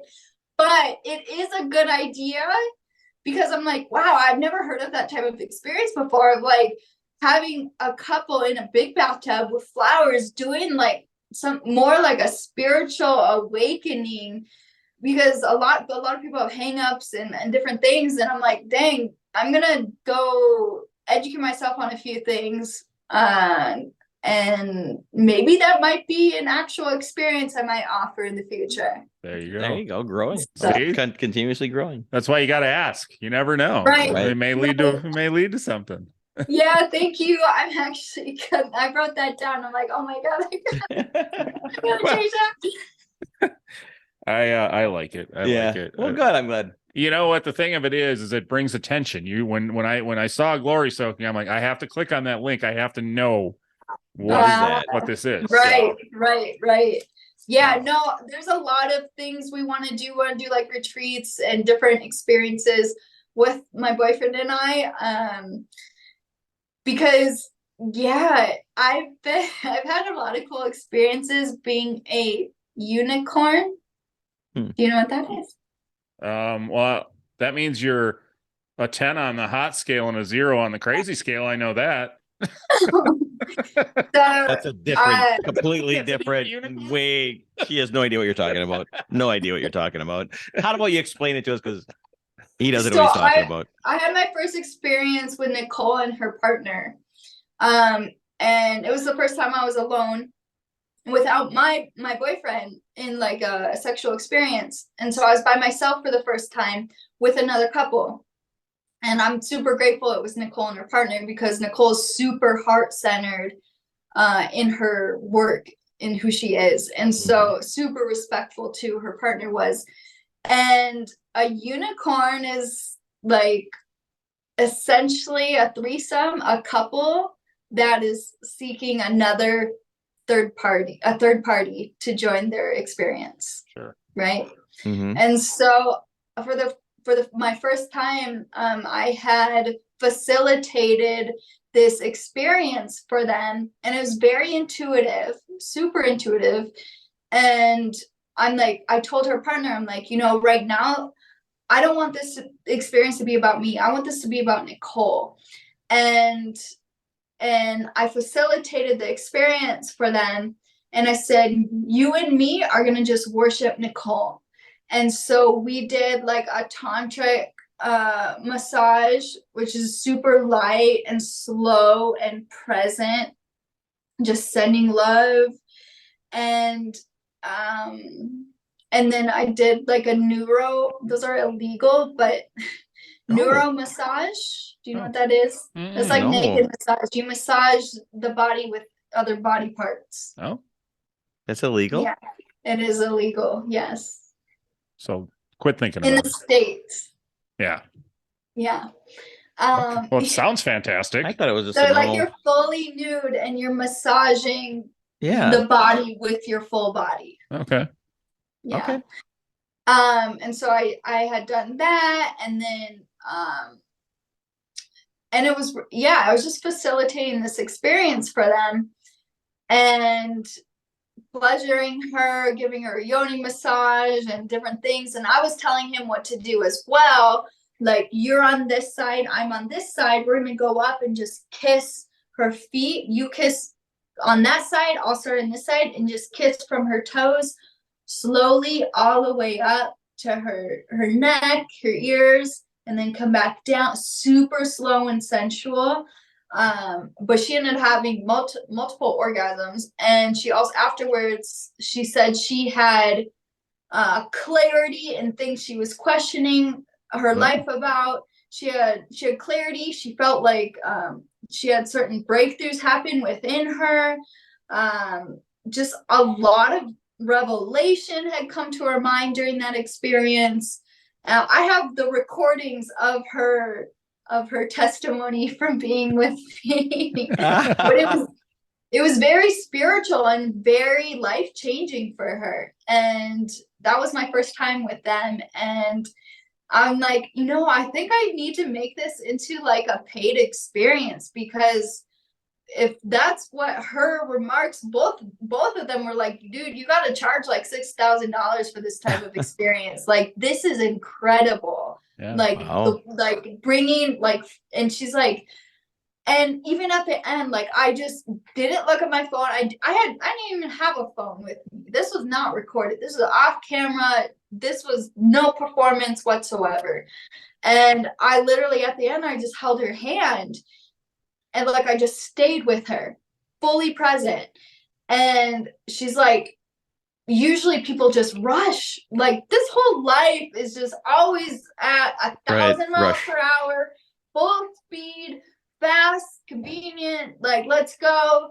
But it's like this is like a complete different type of energy. And I just sat with her and just held her hand, and she said she came to tears because like she felt so loved, so important, and so like yeah, just she felt so much love just being there with her, just holding her hand, like afterwards, just holding her. Wow. And how many people or experiences have you done that with? Like maybe even married couples don't even do that. Like after they're married for like a couple of years, like that goes out the window. Right. But just being fully present and just holding her hand at the end, it brought tears to her eyes. And I think it's so important for people to know how loved and precious they are by being fully present. So, Easier- And totally into them. Yeah, and it's easier said than done, unfortunately, but it's something everybody should strive to do. Yeah. So If yeah. not with 3 people, just at least your partner. yeah, for Right. sure. Or even with yourself. Well, there you That's go. true. Yeah, that's something I would never think about. I mean, Well, I'm in and out. yeah. Well, I think for most men, masturbation is just I need to get rid of this. Let's do it quick, and Right. So Not always. Sometimes I light a candle. All right. It's fine. All right. Put on some Yeah, Enya. but like with my boyfriend, like I've been helping because I've been learning the practice with myself, and so I'm kind of transferring that energy to my boyfriend, and I'm like, now he's like, dude, just lightly touch my arm and I'm gonna just be super aroused, like super light touch, super present. And now he does it to himself. He does it super light. And it just slows things down, and not always be in a hurry to get things done. There's the terminology of like fast food sex versus gourmet sex, right? There if you go. It's gourmet, you're taking your time. You are, actually tasting your food, right? And seeing the different tastes. When you go to a new restaurant that you've never been to that's super high class, you're taking your time, right? Yeah, absolutely. And so I think that's really important in a relationship. Like not every day, right? Like we have lives we're living. Exactly. But like maybe once a week, setting like a 2 to 3 hour sex date in just slowing down. I think that's important. I'm gonna go home and talk to the missus about this right now. We'll just show her the clip. I'm going to. We're gonna set a 2 to 3 hour sex date. It's advice. I like it. I like it. This is all great advice. I do love it. I'm going to use this over and over again. Absolutely. I think we've got a Joe Rogan style 3-hour podcast going here. So we should let you go before it's been so much fun. I didn't even realize how long we've been talking. It's been tremendous. Thank you so much. Yeah, this is a fascinating conversation. If you ever want to come back and talk again and dive a little deeper, I'm curious, and I don't want to get into it right now, but I'm curious. Do you use psychedelics at all? No. Okay. But I have tried mushrooms. Once when we were in San Diego, because why not? Yeah. Try it once. I tried it once, but I had a horrible experience. Yeah. I thought I was dying. And that then when we came to Colombia, last fall, we had met someone, and we're like, let's try this again. Yeah. Right. And so I did some research. We had watched a Netflix. Also, it was the first time I watched a Netflix documentary on psychedelics. Yeah. That was really good. It gave me a different perspective on it, that a lot of people use it for healing and breaking addictions. And And I'm like, wow, I never saw it like this before. Because in church, I saw all drugs as horrible, right? Right. And Absolutely. so I think that's why my first time was horrible, because I had that perspective of it. Yep.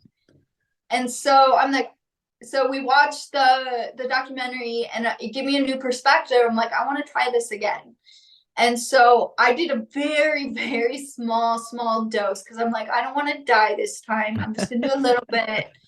And it was different because we're like, let's turn on some high vibe music, right? And just lay on the bed. Yep. And we just laid on the bed and we just tranced out. And I'm like seeing all these colors and all these patterns. I'm like, wow, this is really cool. But the feeling is like, I kind of already have that in real life. And so I already kind of experienced that without the drug. Yeah, I can see some of that for sure. Well, yes. Yeah.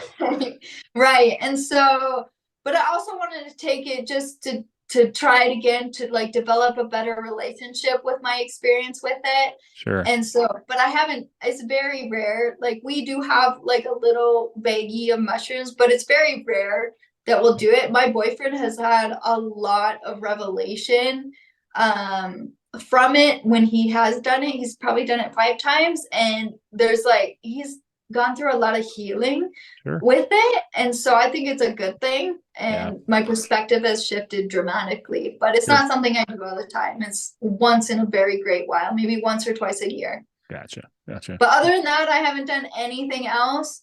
I do want to experience ayahuasca. Yeah. Okay. I think that'd be a cool ceremony.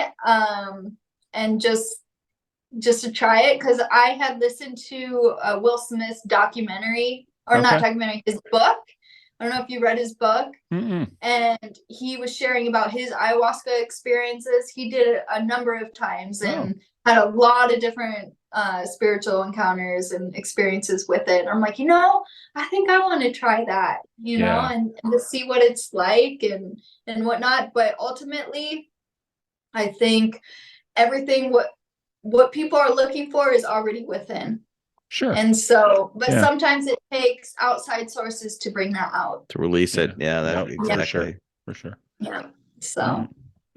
Well, I think I'd rather release my inner with orgasms than with mushrooms. Do what you got to do.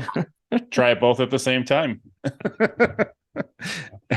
All right. Thank you so much, Brittany. We really appreciate it. And like All I your said, time, yes. you ever want to come back on, just let us know. We would love to talk with you again. Go ahead, let everybody promote all your Instagram handles and Facebook and where everybody can see you. Yeah, so onlyfans.com/Britney Ann Marie. My website's also Britney Ann Marie, Britney, like Britney Spears, how she spells her name. But yeah, but better. Always gotta say that. And ANN Marie, MARIE. Instagram is Ojos del Mar 1, which is in Spanish for ocean eyes. Spell that, please. Yeah. Spell the Instagram so people, because like me would never understand it. Instagram is OJOSDELMAR